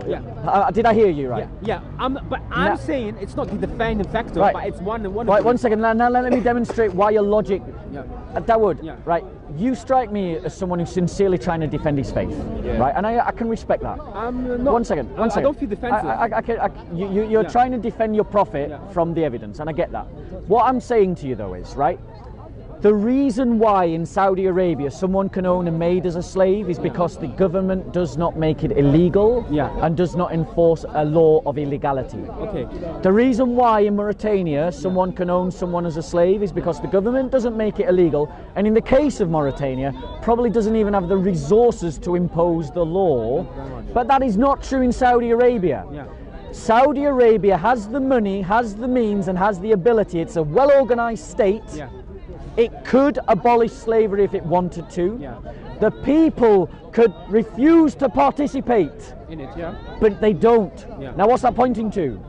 It's pointing to a historical precedent that has established something in culture that people think is acceptable. But has that to do with Islam? Yes, it has. So why aren't there slaves in Senegal?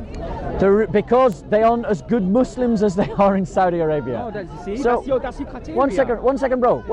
What? Senegal was colonized, right?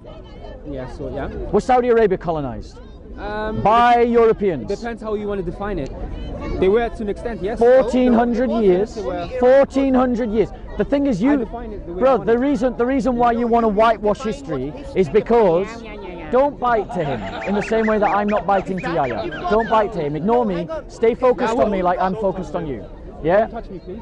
Right. Yeah. Stay focused on me like I'm focused on you. Thank you. Thank you. For 1400 years, Islam dominated every aspect of the Arabian Peninsula. Okay? It is not an accident that that culture still embraces slavery. Yeah, it is I agree. because of Islam. You could say that, but then I give you an example. In Senegal, it doesn't exist. Senegal was colonized by Europeans. Oh, you know, you're doing the whole because the Europeans came to, One second. to Africa. We use slavery, we abolish slavery. Agreed?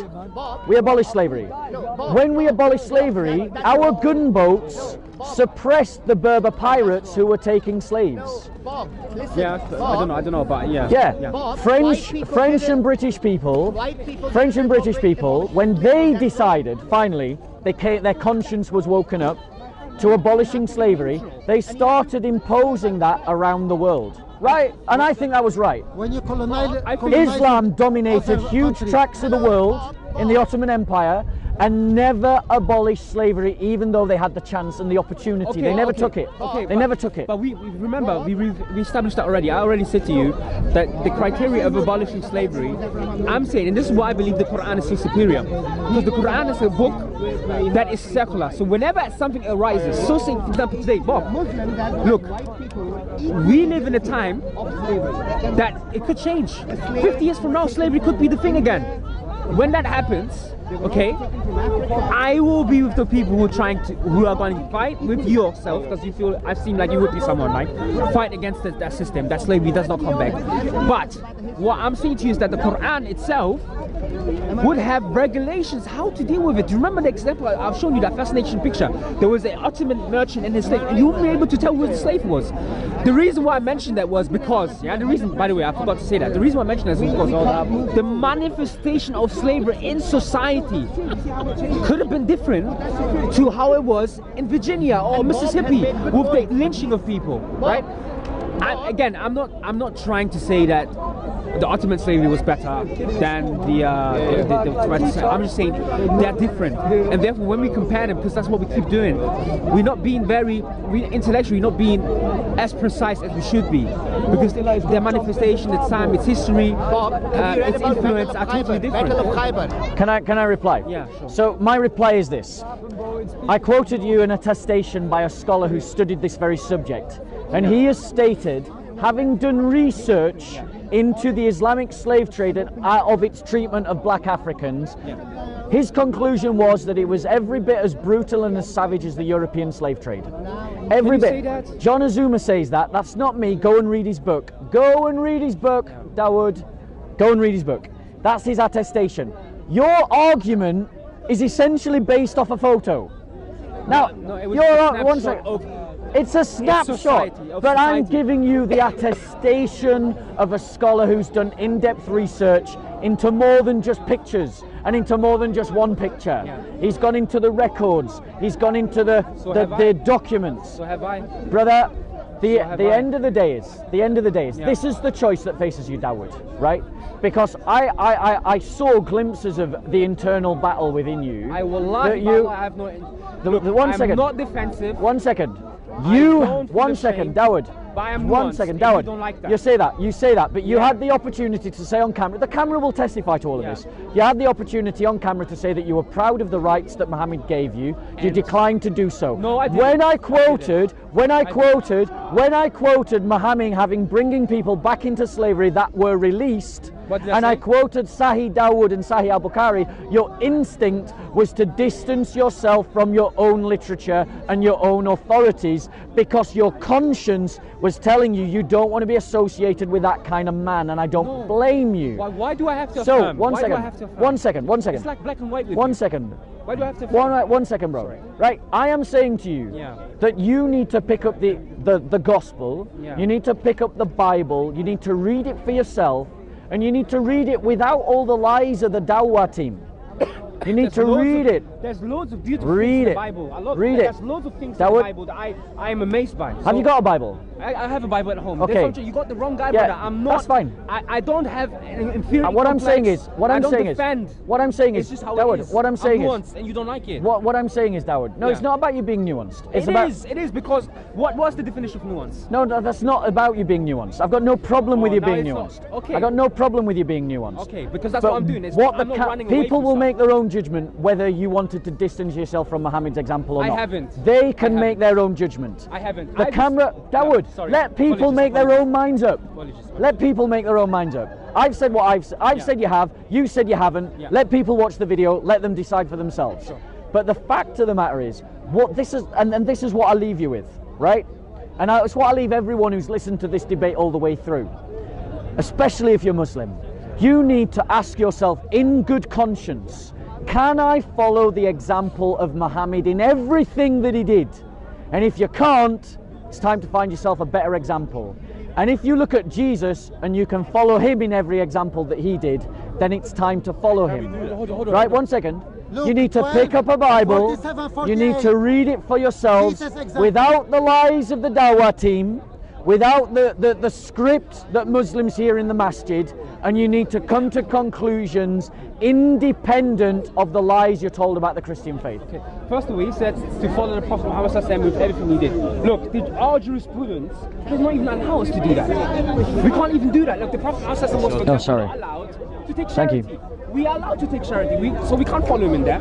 So this is what I'm trying to say. I feel like, again, I think you have huge potential, and the critique, some of the critique you brought up today was valid.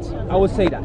But I also say that because you make sweeping statements that are incorrect, and I showed you how incorrect you were. For example, the Enlightenment thing. You were like, oh, Enlightenment brought back slavery. I've shown you, and this everyone can go and research, in the 14th century that Pope Nicholas, who is, whether you like it or not, he is part of Christian history, who sanctioned a decree to Alfonso V to go and enslave Africans, in particular, Saracens, Muslims. Was that wrong? Huh? Well, what the Pope did, was it wrong? It was wrong, yeah, because I'm a Muslim. And When Muhammad yeah, did yeah. it, was it wrong? No, it wasn't. Why would So when why the would it- Pope does it, it's wrong, Yeah. but when Muhammad does it, it's right. Do you? You're essentially That's not the reason your why. That's not the defense. reason why. That's not the reason. Dawood, your Again, look, defense. you can't. How are you commenting? How? Dawood, your Explain defense. to me. Explain to Go me, on. please. Go on. Explain to me. How in the hell are you commenting on something like Pope Nicholas? We don't even know he existed. Right. What you have to do now, first of all, is Let me go reply. back- You have to go back and research this. Let me reply. Then rationalize it, and then you can say. So let me reply. You can't. Let me can't reply. Use him. You can't use him as that evidence. Oh, but you compare. No, I can, am and not I'm going to comparing explain him. why. I wasn't comparing Pope Nicholas, by the way, to the Prophet Muhammad ﷺ. The reason why I brought up Pope Nicholas is because historically he said something incorrect. It had nothing to do with the Prophet. I will accept the correction. So what? Dawood is right. I am No. wrong. I am wrong. There's no- The reintroduction of slavery happened before the Enlightenment. But here's the problem. Dawood's essential defense of the Prophet was, I'm a murderer, you're a murderer, so therefore I'm No. justified in being a murderer. No, that doesn't work. And he knows it doesn't work. Saying that if I am a liar and you are a liar, does that make it justified that I am a liar? If I am a murderer and you are a murderer, does it make it justified that I am a murderer? If I own slaves and you own slaves, does the fact that you own slaves make it right that I own slaves? You all heard it on camera. When Pope Nicholas Why are you comparing? allowed, because you did, when No, Pope what happened is Nicholas, he made historically and I've accepted the historical correction. Yeah, I've but accepted the I'm not historical comparing. correction. That's a straw I'm man. comparing. Yeah. I'm comparing. You. Tell me why my Elaborate on his comparison. comparison. Why? Elaborate on it. Tell me why my comparison is wrong. You said on camera Yeah. when Pope Nicholas allowed Catholic Christians to enslave Muslims, that was wrong. Yeah, why? I am saying. Why? I am saying. That's why. Then if it was wrong for Pope Nicholas, why is it right for Muhammad to permit Muslims to own Christians as slaves? There's obviously a reason why. Go on. There's obviously a reason why I think what Pope Nicholas did was wrong. So why is it right when Muhammad did it? No, the reason why Pope Nicholas, what he did was wrong, is because Pope Nicholas instructed Alfonso to go to places that were sovereign. They were sovereign states. Like Ottomans, No, they like were, Mamelukes, they were West Africans. like Uthmans. Well, that's fine, that's fine. But I already said this. If you look at Islamic history, you'll find a lot of problematic things. So I have no problem with that. Did Muhammad permit Muslims to own Christians as slaves? Sanction it. Did he sanction it? Well, hold on. What do you mean? According to Sharia law, Yeah. we've already got you on camera Yeah. saying that you have the right to own other human beings as property. Woo! That the camera will. There was a clause. There was a big clause. There- There was a very, very big Can- clause. can That's what I you- mean with nuance. Can can't deal you with can you own Christians as slaves? According to Sharia law, Muslims are slaves, Dawood. Huh? Can you own Muslims No, as I slaves? can't. can you own Christians as slaves, Via Dawood? warfare. Can you own Christians as slaves? Can I own Christians as slaves? He knows the answer's yes. No, I'm trying to think. Let me think. Dawood, a Muslim can have another Muslim as a slave, bro. Huh? A If Muslim can have the another Muslim as a Christian slave. wants a war not against initially. Muslim, No, I'm saying it's, if the Christian, no, I'm saying as it's a warfare thing. We're saying the clause is slavery is done on the warfare. Now I won't do the apologetics thing. Yeah, it's not Islam about is. apologetic. I'm Habibi, not look, saying you're look, doing Habibi, it. when I'm you not say- saying you're doing apologetics. No, no, I'm just saying. Let's just be Habibi, when Can realistic. you say- own a Habibi, Christian yeah? as a Habibi, slave? Habibi. You can own a Christian, you can own a Muslim, and Habibi, non-Muslim. Habibi, There you go. When you But say That's the problem. under a clause though. No, Habibi, when when you you go say- to war with a township, sorry, I'll let you go. No, I no, just- but you said something that needs correcting. You said you can own a Muslim as a slave. You can't, can't. Akhi. You can't. You can. How many- No, how- no, hold on, wait, Go on. Habib, wait. Go on. The reason why you can't do that is because I can't go and own a free Muslim. If I own someone and he becomes Muslim, of course he's going to be. That's what. you have to say. I'm saying if your Muslim tribe, I'm yeah, free, I'm free. For example, Yeah. a Shanti Muslim Yeah. has a fight with a Fanti Muslim, warfare. Yeah. Yeah. Yeah. If one trumps over the other, Yeah. are you telling me that one cannot take the others as You can do Jariya? it, but it's not I'm not allowed. saying, bro. You're not allowed to do that. You're not allowed to own a free Muslim. Can you own a free Christian after warfare? Possibly, yeah. I don't Can know. you own I a do free not know. Christian I do after not know. I say warfare? you can own a free Christian, a free Muslim. The clause is I- warfare. I He's agree right with what he's him. saying, because in a war, if somebody beats somebody else, Bro, I'm they saying can history- take them history as- attests- Ladies and gentlemen, It's spoils- jurisprudence? spoils Bro, of it's war. Ladies and gentlemen, what you have just seen on camera, It's what a you, sense of what war. you have just seen It's on nothing camera to do with are Islam. 3 Muslims saying that it is okay to have slaves after warfare. That is the problem with Islam. Because That is why we if can a do Muslim better fight than against- Islam. If Muslim fight You can't own against another Christian, Muslim as a slave. The Christian will do the same. Christianity doesn't allow The that? Christian- Personally, in my understanding The of Christian- Islamic law, I think you're right and he's wrong. Okay. The But On that Christian will point, do the on same. that point. You can't The, just own a free man. the Christian will do the same. So Dawood's Out of war. position is that you can't, in war, you can't take a free Muslim as a slave, but you can take a free Christian as a slave. Oh, I don't This know, I don't brother's know, I don't- position, I don't know this the brother's jurisprudence position behind is that in war you can take Muslims and Christians and anyone else as slaves. Does anyone see the problem that none of them have a problem with slavery? That's the problem. No, but you can't. It's like Dawood said. It's about nuance. We're not saying you can go to your neighbour's house who lives down the street for you and take him. We're saying in times of dispute, right, where the solution, well, the other solution is either you kill them or you leave the women folk to fend for themselves. It's a means of integration. I'm not talking about the chattel slavery where you Do a thought abuse and experiment slave- with me. Right. Let's say there's a civil war in Britain. Right. The nationalists come to power, Yeah. ethno-nationalists come to power, they decide to kick all the Muslims out, and we all know that that'll end in a war, and then there's a war. In that situation, could you Muslims take people as slaves in this country today? Yeah. Yes. Yeah, and Yes. that's what I said early on. If the That's what I Christians said are early able on. to do the same, That's what I said it's the earlier. same. because Okay, it's- so it what become you've a- got, it become a- what you've got today it's is not 2 Islamic Muslims rule. in the 21st century in Hyde Park in London saying that there is a circumstance in which they would legitimize the use and capturing of slaves, and they are doing it because of the example of Muhammad. No, it's Case not about closed. Muhammad. My point is No, it's proven. not- We it's can not- do better than Islam, Yeah. Can I ask and you that a point? better Christianity- is Jesus Christ. On the point of Christianity doesn't allow that, no? Christianity does Would not allow 48, sanction 47, slavery in. So let me answer that point. Let me Can you answer that read- point. Can you read Luke 12, 47, 48? It's not just like going to Tesco. Can you read If there's civil war- can you read your Bible? Luke. like only I want to address this point. It does not make Because the this brother said, I'll ask the question. this brother asked the question, does Christianity permit the same? Let us be clear, Christians definitely have done the same. Right. Definitely have done the same. Here we are. However, you cannot show me in the New Testament, the New Covenant, where it is prescribed that in the conditions of war you should do that. Christians have done that. Christians have done that. However, it is not justified to take slaves in war. This one here and this one. Go on. Read it. Yeah. What's it say? That servant who give the knows his reference. master Yeah. will or does not do what his master wants will be beaten Yep. with many blows. But the Yep. one who does not know and does things deserving punishment will be beaten with few blows. Yep. This is Now, shall we Jesus talk about that fulfilling verse? slavery. Yeah, it's fine. Let's talk about that passage. By the way, I'm only asking for your view. I'm not here One to put second. Christianity on trial. 1 second. Right. Because they quoted a verse out of context. You didn't. It was by Yahaya's direction I am. because he told him. Yeah. Because none of them actually bother, as always, to pick up a Bible and read it for themselves. They just read the script. Let's read it in context. Yeah, read it. Read it in context. Luke chapter 12, starting at verse 35. He started reading at verse 47. So let's just come quick to the quick. Peter asked a question.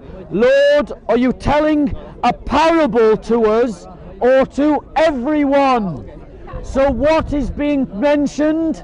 What is a parable? What's a parable? Metaphorical. A metaphorical story. What's a It's a parable? metaphorical story. So this is not an But instruction. can we actually read? 1 second. This is a parable. Jesus taught in parables. Now let me explain why the Bible teaches us in parables. The Quran does too. Because the Bible uses stories because it is trying to read it from 30, read it further back, not the bit that Yahweh highlights, the whole thing. I'm not And you Yahweh, should do the same. Yahya. Yeah, Not Yahweh. or Mr. Bean.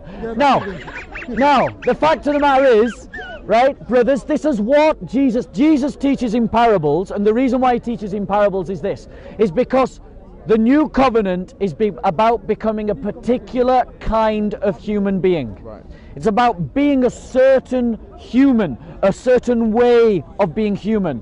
And our Lord taught in stories so that you could capture the ontology of that humanity. And in this parable, what is being taught is watchfulness, alertness, the idea that we should always be watchful to our Lord, that we should always be expectant of Him, that we should always be alert to the fact that He is returning.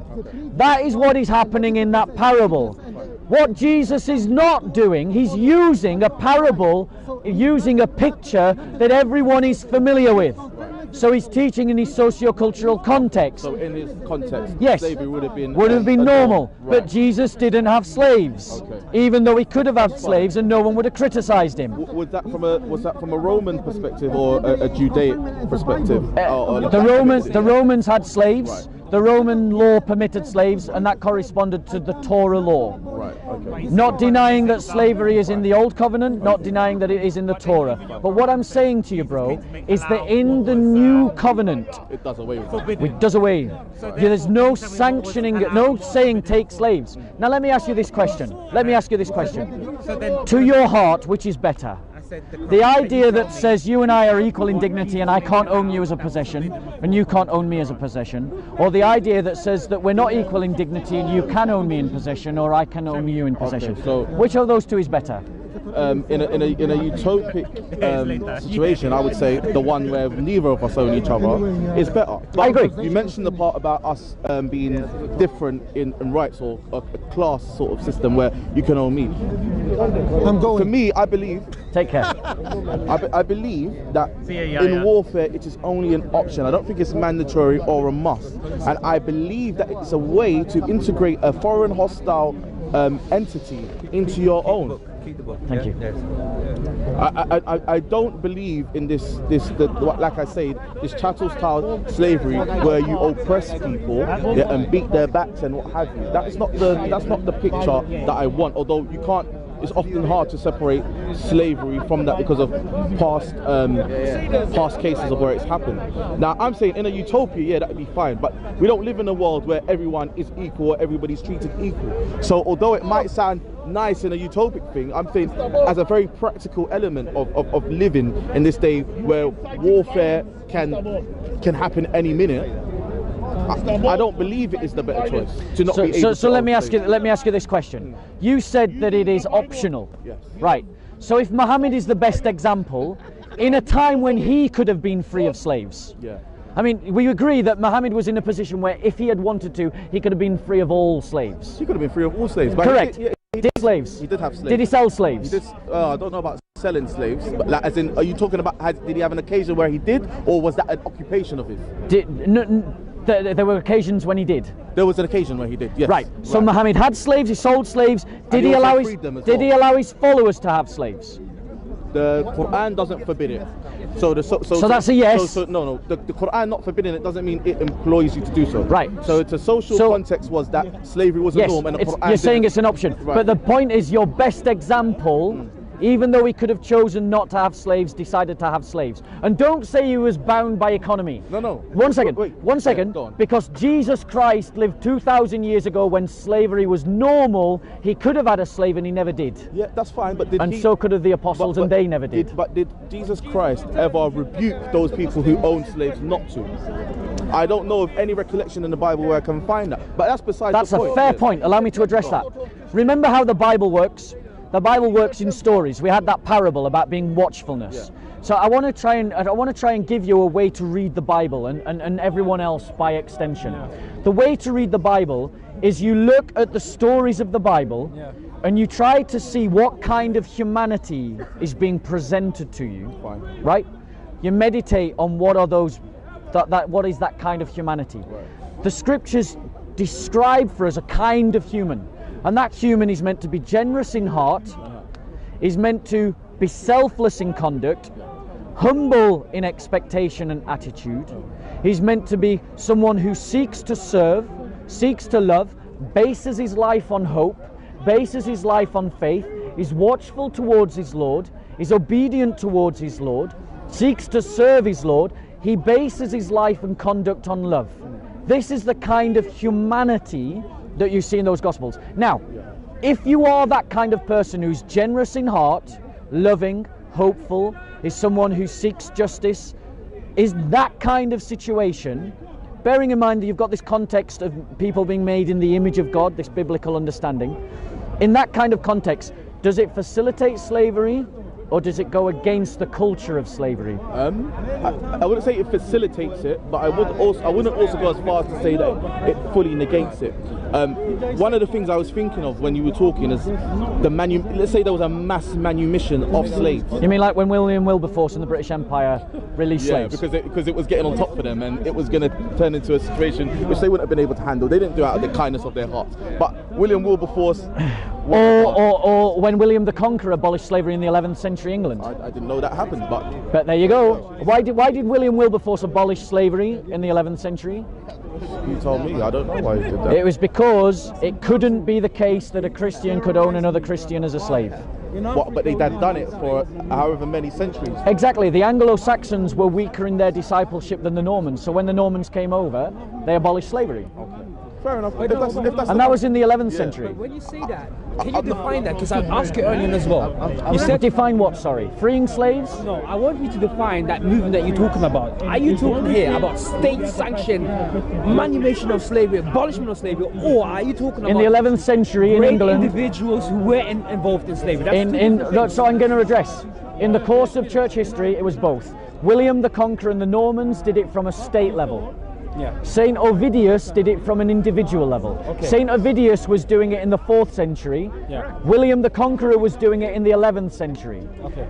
The 4th century example of Saint Ovidius predates Islam, and the 11th century example of William the Conqueror is contextual, contemporary to Islam. So in both before and after Islam, or both before and during the time of Islam, Christians provided a better example. So post 11th century, we can't find any slaves in Europe, or of course you can.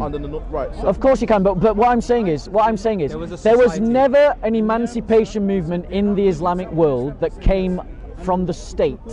I don't actually know. Fair enough. Not that I know of one, but I'm saying I can't think of a time where every Muslim came to, or the Muslim state came together and said, we're going to free all the slaves. Yeah. But I wonder, what is the actual, because I don't know about Europe, but I'm saying what would be the actual result, yeah, of freeing slaves in Arabia where slavery was heavily practiced?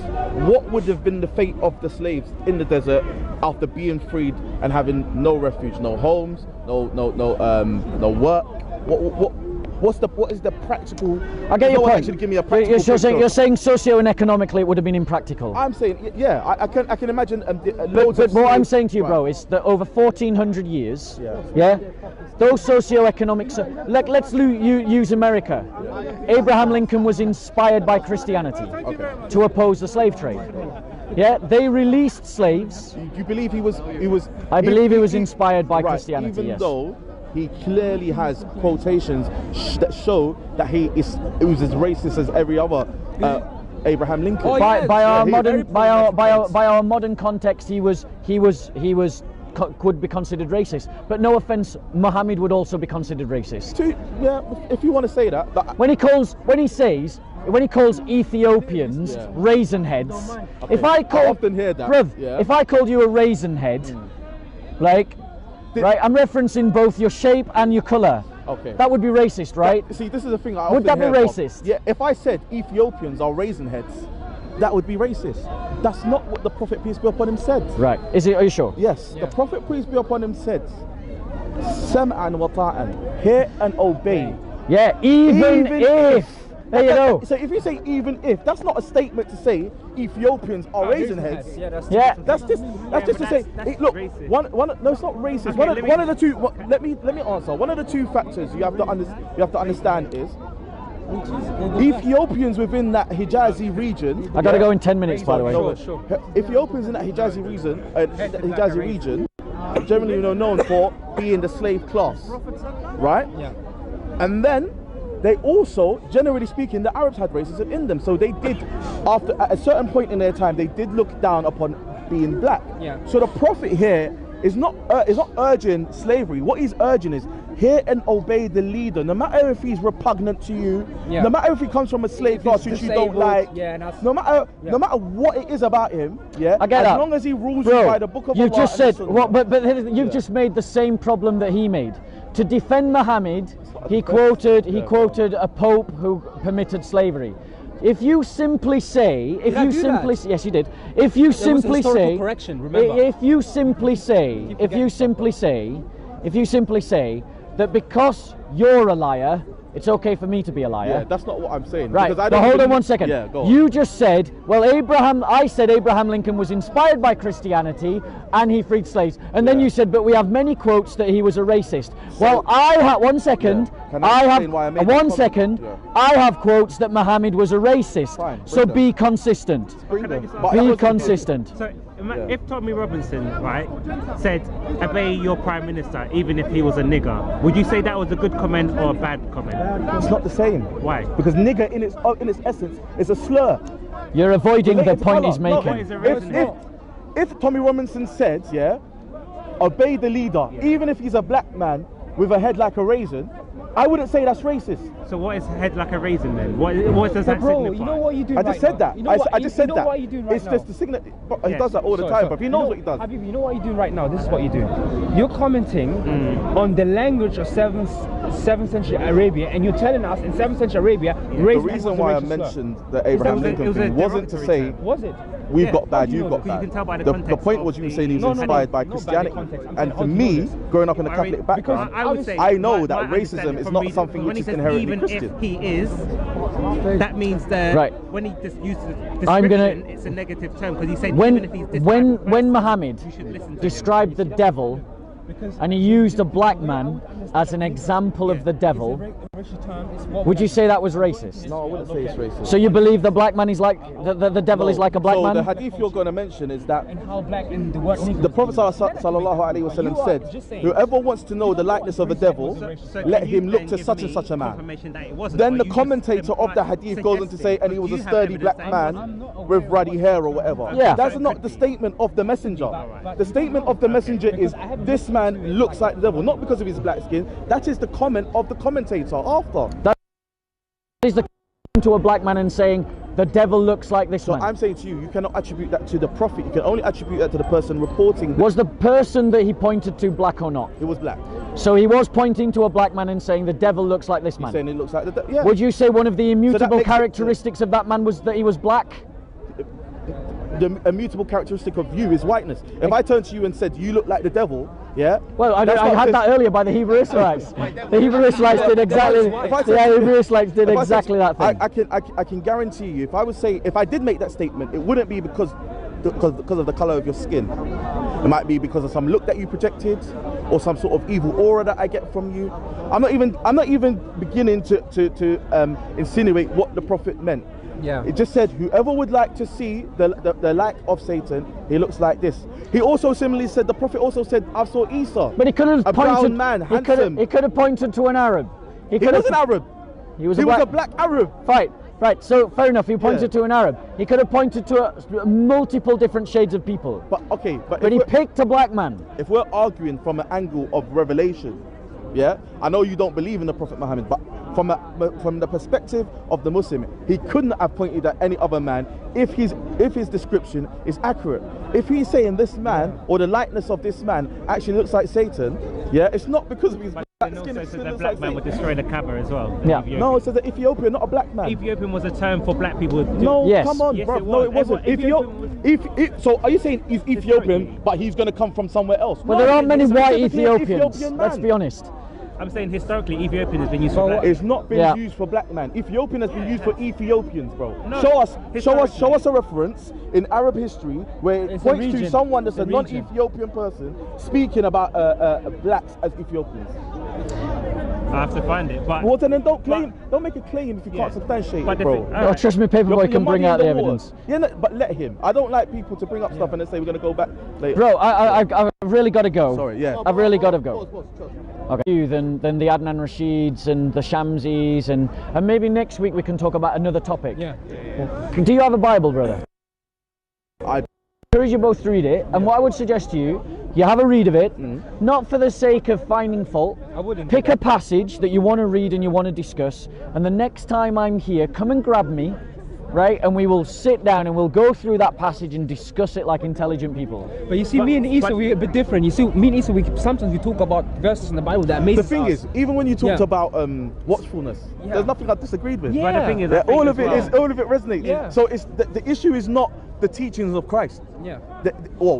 It's not fully the teachings of Christ. The issue we have, is based on creed. Yeah. That's the issue we have, or that's the issue I have at least, coming from. And I say it not to make it a validation, but I'm saying my background was someone who grew up in the Roman Catholic Church. Yep. So my issues are creedal. And I would say to you that because the reason why I became a Christian was because a Muslim tried to convert me to Islam. Okay. And I listed 9 of the reasons today as to why I rejected Islam. Yeah. And you can watch the video because it's like I'm not going to go back through all 9. Yeah. But and then the brother jumped in on one of those reasons, and we've discussed it, and we've touched on the various other ones. But what I find is that many of the reasons given by Muslims to reject Christianity all apply to Islam. Christians disagree about which books are in the Bible. Muslims disagree about which hadiths to trust. Christians have textual variants in their manuscripts in the Bible. Muslims have textual variants in the Quran. Christians have historical development within their terminology and their understanding of their own theology that we see like things like the Council of Nicaea. Muslims have exactly the same in Islam. So every single reason given by Muslims to reject Christianity is also a reason to reject Islam. Okay, so let me ask you a question regarding scriptural stuff. Do you believe that having Hafs and Asim next to Walsh and Nafi'? These are for those that are uninitiated, those are different recitations of the Quran as documented in different books, codices. Do you believe that having these two together as textual differences, which I agree they are textual differences, perfect.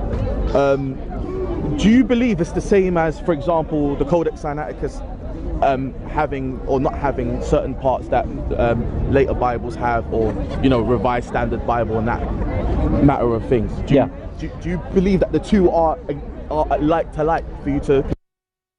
So question directly and clearly. In terms of the definition of a textual variant, they're identically the same. 100%. I agree. In terms of their scope, I would say that there is argument that the Quran has been maintained as a text in a purer form, but not pure. Okay. But the fact of the matter is, Islam doesn't depend on it being better than something else, it depends on it being perfect. 100%. And the evidence demonstrates that it's not, which means that a central claim about the Quran is false. Right. By contrast, Which is, what's the claim about the Quran? that it is perfectly preserved. Yeah. These are the claims made by Ahmadidat, that it is an unchanged text that has been preserved for 1400 years. That is a totally now fallacious argument. Even the Dawah team have abandoned it, and now I don't believe it's fallacious, and Yeah. let me tell you why. Wait 1 second. Go on, yeah, sorry. By contrast, Christianity doesn't make the same claim about the Bible. Our religion doesn't depend upon the Bible. That's the thing that Muslims don't get. Are all Christians in agreement with that? All Christians that have ever read a book and picked up the Bible would agree with that. Okay. Because the Bible was written by people that already believed what was in the Bible. I get you. So you're saying you depend more on the church rather than the Bible itself? I am saying those two things live in a symbiotic relationship that is like this, and so any problem with one is corrected by the other. Okay, fair enough. Okay, so the reason why I don't believe the preservation argument is fallacious is because all the narrations that I can name to you have all been perfectly preserved, by the chains of narration going back to the Prophet Muhammad. The only thing I would agree with you is that it's fallacious when the Muslims say no, there's only one Quran, where there are different narrations. How many Qurans are there then? So there's 10. Each of them has 2 imams. So you have Hafs, you have Shu'bah, whatever. Yep. But what's important about these things, and one of the things that increases my faith in Islam, is that none of the narrations contradict each other. That's my point. One second. I would agree with you. I would agree with you that the textual variants inside the Quran do not create a kind of contradiction that is jeopardizing any Islamic doctrine. Totally agree with you. You know, king and owner, they are different words. Not every king is an owner, and not every owner is a king. But kings can be owners, so they're not a contradiction. Likewise, the textual variants in the Bible do not compromise the essential narrative of the Christian faith. I know all the textual, not all, I know many of the textual variants. I certainly know the biggest ones. Right? And I'm not challenged by any of them. But Muslims try to tell me that I should be, and I'm not. Sorry. And I'm not. So, see, for me, as a young boy growing up in the church, I wasn't being taught by the Catholic Church. I believe you. I wasn't being taught that there was a symbiotic relationship. I was being taught that this is the verbatim word of God, right? And you have to believe anything in it. Now, I can understand from your perspective why it's not really an issue, because you're talking about this symbiotic relation. So where there's a difference, you go back to the church or whatever, and you reconcile it. Similarly, Islam has a thing where we go back to the Salaf sometimes, and they explain certain things and they reconcile it. I get it, but it's just like what we're trying to tackle, what at least I try to tackle, is this view of many Christians, and I'm saying because they're in my family, these people actually believe in the Bible as being 100% accurate, and if you are able to show them that there are contradictions, then their faith becomes weakened. They no longer, they start to question, hold on, if it's not as accurate as I thought it was, can it really be? And let me address that point, because many Christians are ignorant of their religion. They believe in the straw. I've seen it here in the corner. Christians arguing to defend a straw man created by Hashim. Hashim creates a straw man, he attacks the straw man, and the Christian is so ignorant of his own religion, he actually defends the straw man, as if the straw man really is Christianity.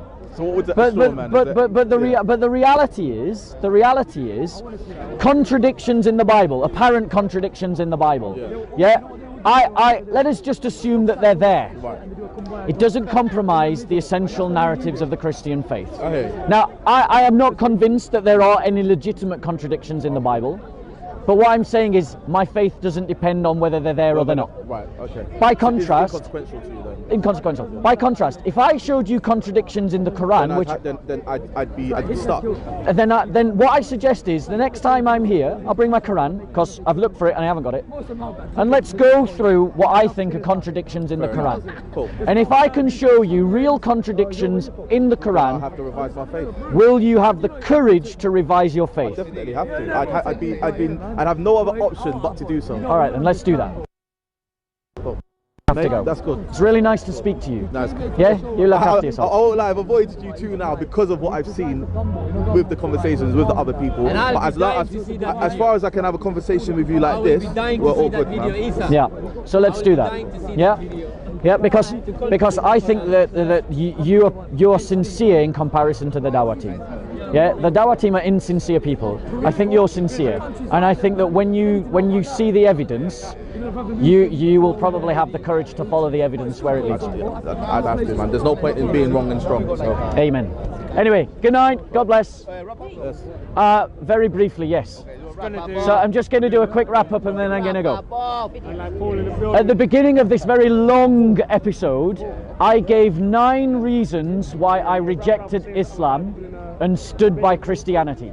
9 reasons, of which one of those reasons was the example of Muhammad, the failure of the caliphate, the failure of Islam, and the inconsistency of the hadith literature and the ideas surrounding it.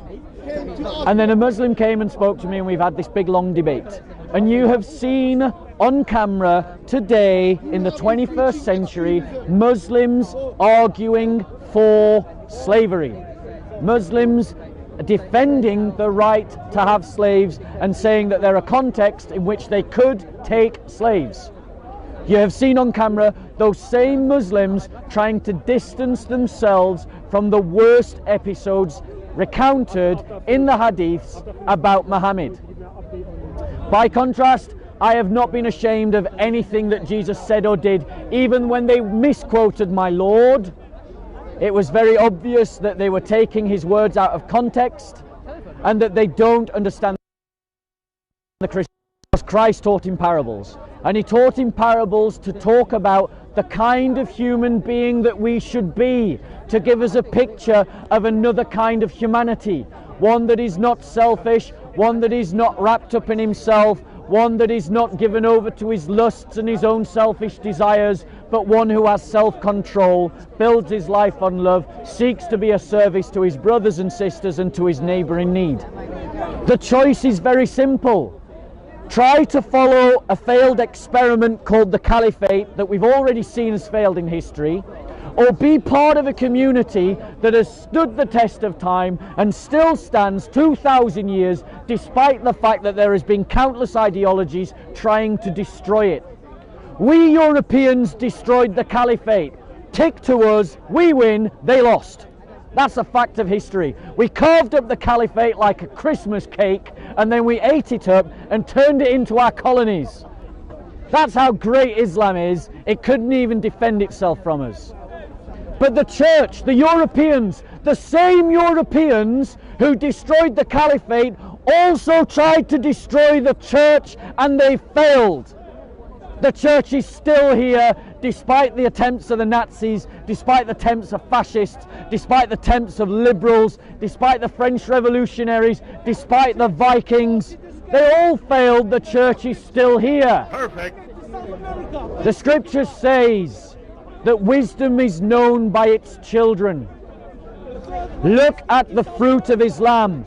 1400 years and it still never managed to abolish slavery, even though it had the chance on multiple occasions in multiple places, and not once did it manage to do so. It couldn't even transform the heart of the Arabian man in the Arabian Peninsula to simply not participate in something that was illegal, in something that was legal. And let's not pretend that Muslims can't do that, because they do it with bacon and alcohol all of the time. So if they can do it with bacon and alcohol, why can't they do it with slaves and human beings? Why? Because in Islam, one of those things is forbidden and the other is permissible. Excellent. By contrast, the Christian ontology is one that says that human beings I should serve, I should honor, I should uplift, I should have a generous heart and a generous spirit. That is counter-cultural to a culture of slavery, which is why for 2,000 years Christians with variable different degrees of success have fought against the slave trade. Sometimes they have succeeded and sometimes they have failed, but there is a witness all the way through history. In conclusion, the choice that you have to face is this: do you want to follow Jesus Christ or do you want to follow Muhammad? And I offer to you our Lord Jesus Christ as better than Sharia law. Good night and God bless.